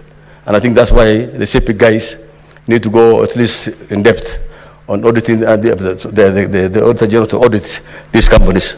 So at least we can be able to know how they manage their resources. Most of them don't even have their own generated own source funds. The money is not actually even accounted for. So it's the high time that, because the World Bank or the counties cannot be able to manage the water companies for the people of the respective counties. So we need these companies to be at least viable, be able to generate their own resources, so at least they can be able to sustain themselves. Otherwise, as it is, I think they will not go far, and most of them will be closed down. One other thing is actually legal status shall be done. They should have, these companies must be registered and must have shareholders, so at least they will be able to generate their own funds. Because a limited company cannot be having its own, be depending on resources from the counties and the World Bank and all these other NGOs and other donors. One other thing, Honorable Speaker, I think there's also duplication of works. The company is working there. The company is supposed to take over water resources and water management. We have also the Department of Water in the same counties, who are also equally doing the same businesses. So I think we need to have, to divide the responsibility for these two institutions, and then these other companies, these other regional water works and water agencies should be revolved eventually. And this is actually what we are now doing. We are meeting with all the stakeholders, I think in the course of the next month, so that we will be able to devolve these functions back to the counties. Thank you so much, Mr. Speaker. Senator Beatrice Ogola. Honorable Speaker, I thank you, and I want to support this motion and particularly applaud the leadership of this committee, Honorable Speaker. This committee is led by the very able Deputy Party Leader of the ODM Party, Senator Geoffrey Atieno Ososi, who has a future also elsewhere out of this Senate, Honorable Speaker. Honorable Speaker, water is life.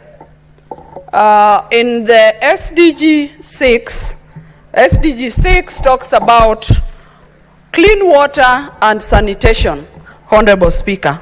And we all know the relationship of clean water to health. We know the relationship of water to food. We all know the real critical space that the availability of water played in this country when we had the disastrous COVID, Honorable Speaker. And Honorable Speaker, water remains a basic need of all of us. And that is why the provision of water is so critical to this nation, Honorable Speaker.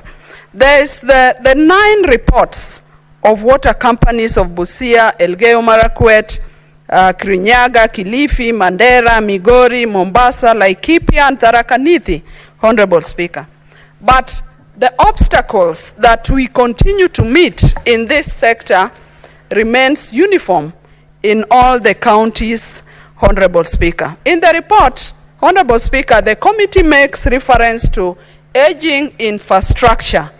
Honorable Speaker, I was lucky to have served as a CEM of water for some 6 months in Homa Bay County during some transition as we are going for the 2017 election in Homa Bay County.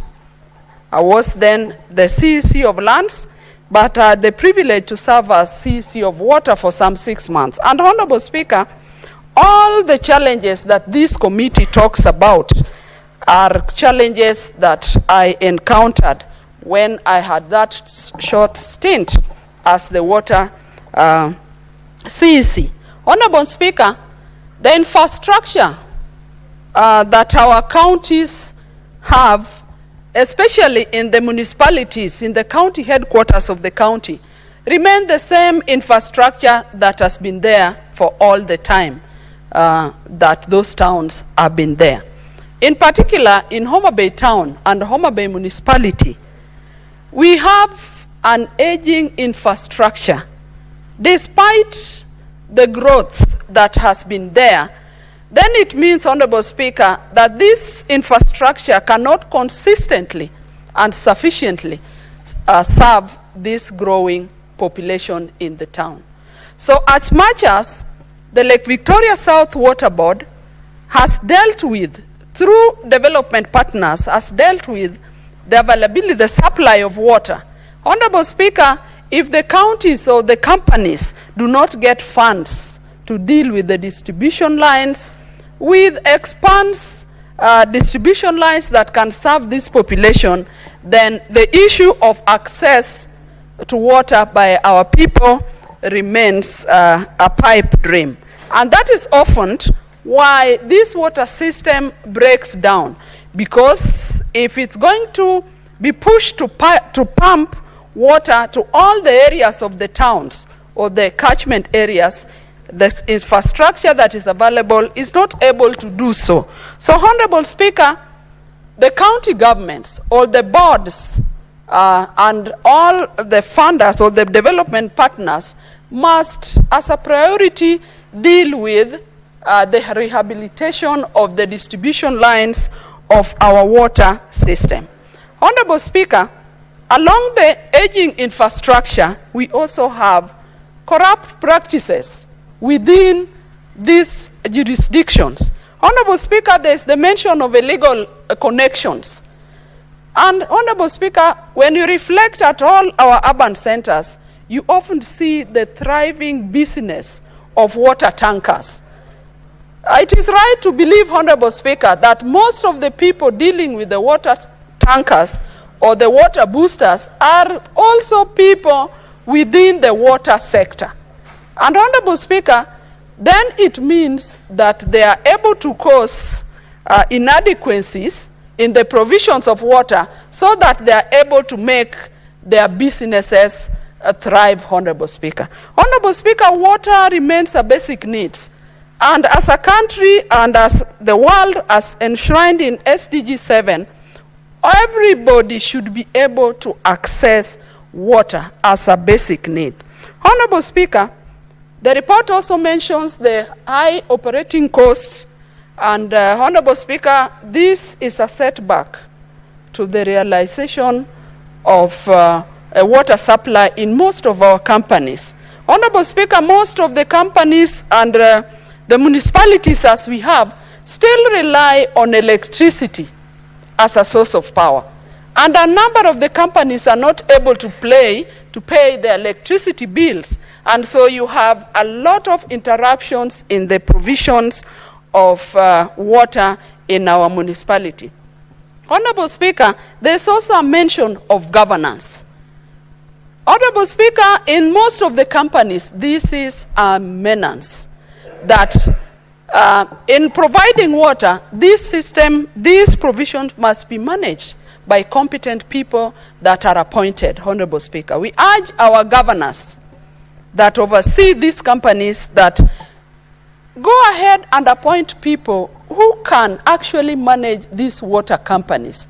The water companies must not only be limited to employment bureaus in our municipality. Honorable Speaker, I must also mention that our county bosses or the managers of the counties must also work on physical planning of the towns, because the physical plans enable the water system to be realigned to the urban centers.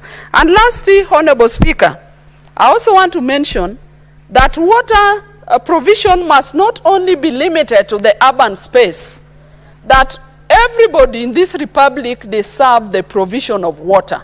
So our counties, as they focus on water provision in urban centers, we must also enhance access to water in our rural areas. Honorable Speaker, in my own sub-county headquarters, that is Nairobi town, as we talk, we have no water. And yet, the Lake Victoria South Water Services had invested in a borehole in Nairobi town that is capable of serving the whole town and the environs, that is not limited to 1 or 2 wards in that sub-county. But what is happening, Honorable Speaker?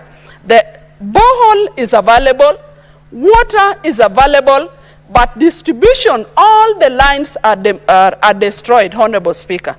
And Honorable Speaker, I've raised this with the Water Ministry and the Water Secretary, but all have been told is that the county government of Homa Bay should look at the rehabilitation of this distribution line. And I call upon our county government of Homa Bay, look at the rehabilitation of the distribution line of the main water supply of Nairobi town so that the people of Nairobi can be served. Honorable Speaker, we know that water plays a role. Water is related to health, as I've said, to food, and even to security. Honorable Speaker, in this country, we've had situations where we have floods when there rains. And yet we see that our government is not able to harvest this water in time so that it can solve the scarcity of water at times of drought. So rightly we walk from drought and then we run into drought. And we see how drought is related to lack of food and security. Honorable Speaker, I live and I support this motion. I want to urge Kenyans that Kenyans, let us go for courses that will serve the water sector. The water sector is able to give a solution to the unemployment situation we have in this country. Honorable Speaker, this country will lack adequate plumbers, we lack adequate water engineers, and this can be solved by our people, our Form 4s that leave school, going for artisan courses, going to the Kewi school. The Kewi school is sufficient enough to train skilled manpower for this sector. Honorable Speaker, I support. Thank you, Senator William Kisang. Thank you, Honorable Speaker. Honorable Speaker, I also arise to support this motion and also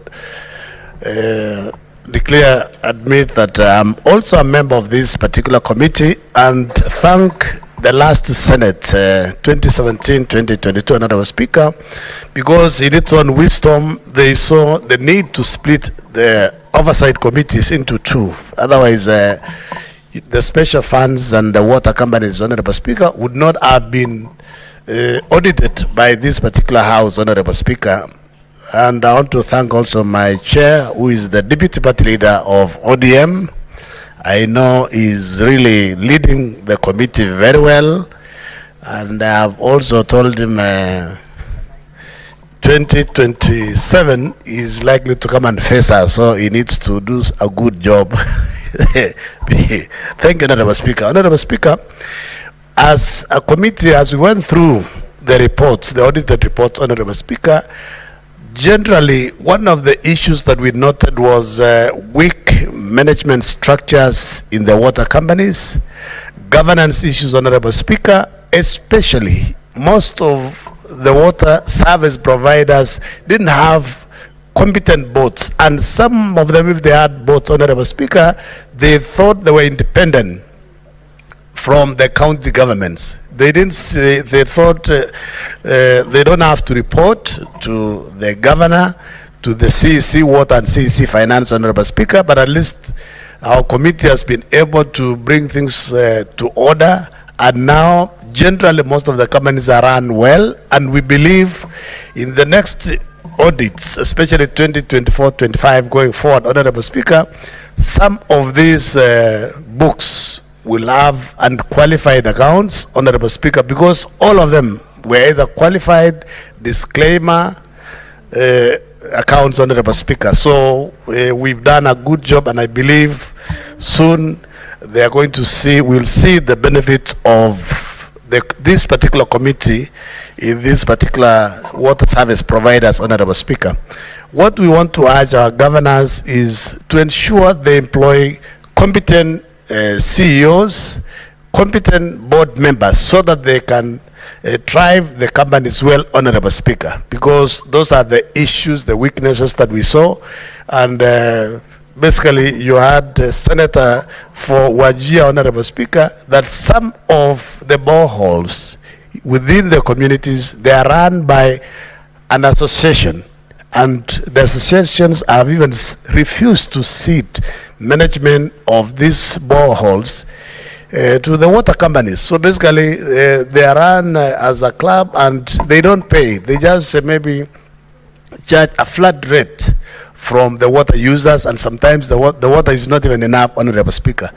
Honorable Speaker, what we also saw as a big serious issue is what we call non-revenue water, Honorable Speaker. You know, the standard loss is about 25%, but majority of the water service providers were way above, some even up to 72%. I think it is only one or two counties, Nyeri and I think one more, were below the recommended loss of 25%, Honorable Speaker. But the other 70, 60, so basically it means you are losing more than half, more than 3/4 of what the water that goes to the pipes, Honorable Speaker. And there are two types of loss. There is a physical loss, basically because of the state of the pipes, and there is the commercial laws. The commercial laws, Honorable Speaker, is the water is already in the pipe. There are no losses through the pipes, but basically they don't peel the water that has been used by the users, or cartels divert the water, they cut the water and sell directly to the water users. It's like what the Senator for Nairobi had said, Honorable Speaker. Generally, Nairobi Water Company should not be getting any support from Nairobi County government. It should be getting support, it should be self-sufficient, because we need water. You go to Karen, Honorable Speaker, almost every day, pipes are passed everywhere. They don't have any means to detect if there are any leakages within the pipeline, Honorable Speaker. So governors have shouldered. If county governments were not the Honorable Speaker, most of these water service providers basically would have closed, because they all get support from the counties in terms of to ensure they are able to pay salaries, they are able to pay electricity bills. Otherwise, Kenya Power would have basically closed most of them long time ago, Honorable Speaker. Honorable Speaker, it's also important that we encourage them to get smart meters. They need to get detectors so that if there are leakages, they are detected quickly, Honorable Speaker. Recently, I think they partnered also with National Police Service, where we have what we call water policing. The water police officers are supposed to help and assist the water service providers to detect where there are illegal connections, so that they don't lose water, Honorable Speaker.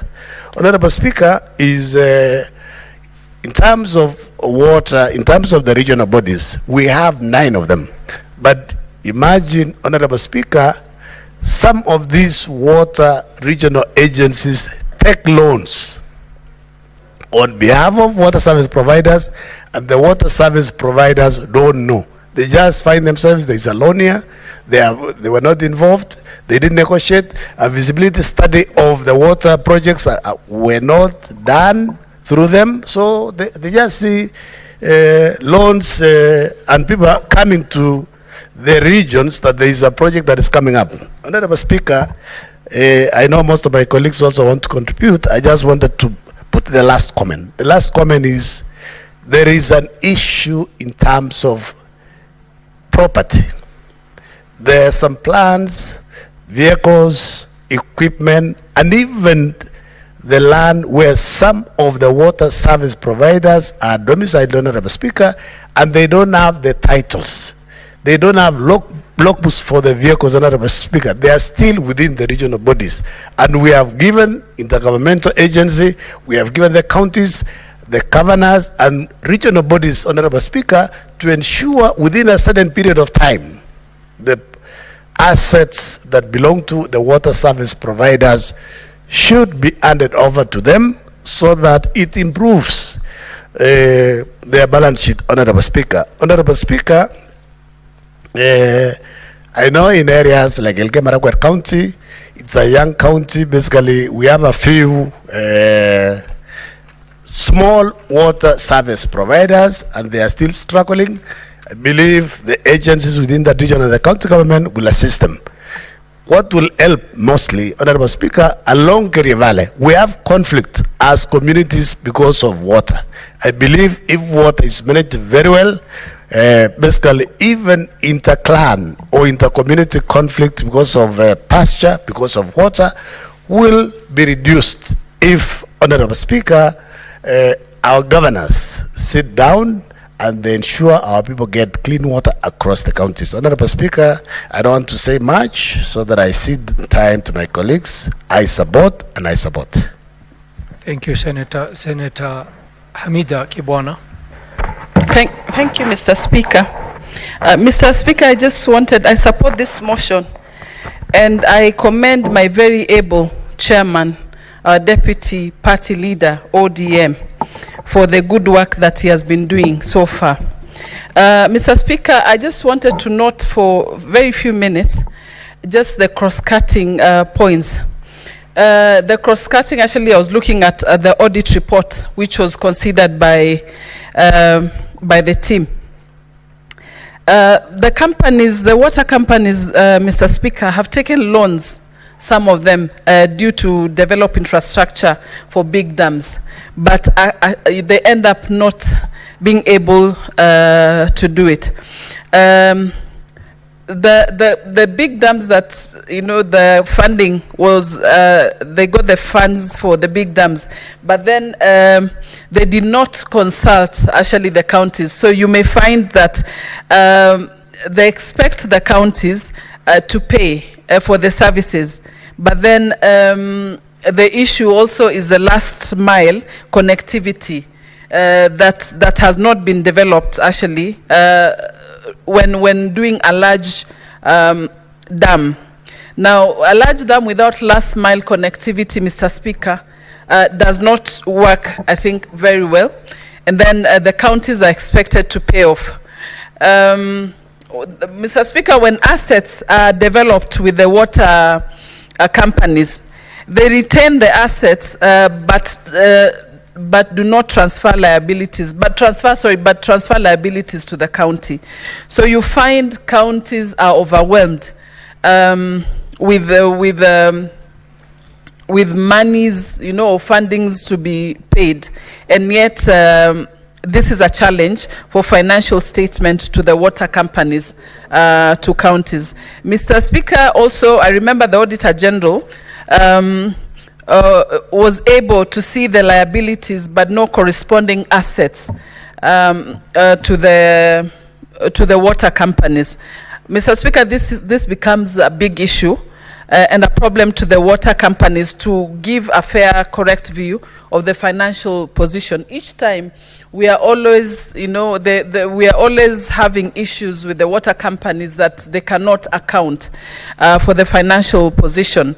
And to some extent, it's an indication that the national government is not ready, Mr. Speaker, to take care of those functions. The other challenge, Mr. Speaker, is that the counties do not have the co-ownership, actually, arrangements between the water companies, the water companies and the national, at the national level and the county level. That one is also an issue. Mr. Speaker, the non-revenue has also been mentioned, the non-revenue water. It is, Mr. Speaker, a thorn in the flesh. They blame the old piping system, breakages, illegal connections, many other issues. But I think water companies need to invest on this one. And they do need to invest in new technologies to detect leakages, like the upgrading the pipes and also the smart meters, Mr. Speaker. We need to embrace the smart meters to tackle the commercial losses through the interfering of the meters. We always have people reconnecting and doing all sorts of issues. And that's why actually the counties go at a loss. There's some counties, Mr. Speaker, are related, they have multiple water companies. For example, Machakos have 6 or 7 companies, water companies. Kiambu, you recall, it has about 8 water companies. That is a challenge, Mr. Speaker, because most of the water companies are not economical viable. One last thing, Mr. Speaker, is oversighting and management is quite difficult on this one. The recommendation is to bring down the water companies to a number that is easy to manage, Mr. Speaker. One, but not the least, Mr. Speaker, is I remember the areas of shortness of water supply. You find like Gusii are sharing, Gusii and Nyamira are sharing, that they are co-owning within the county. So you have the shortness of water, adequate supply, inadequate supply of water. Then other places you find adequate supply but no infrastructure in the water system. Replacements of the pipes, Mr. Speaker, put the companies in a very awkward position. Now, my last kick, Mr. Speaker, is that the committee, I remember, recommended that to decluster such arrangements so that each county to have its own service provider. Mr. Speaker, I know someone else needs to speak, so I want to yield. my time for him. Thank you, Mr. Speaker. Senator Hilary Sigei. Thank you, Mr. Speaker, and I want to appreciate Senator Hamida for according me the remaining 10 minutes or so of the session, Mr. Speaker, so that I also comment on the motion. And I want to also appreciate the chairperson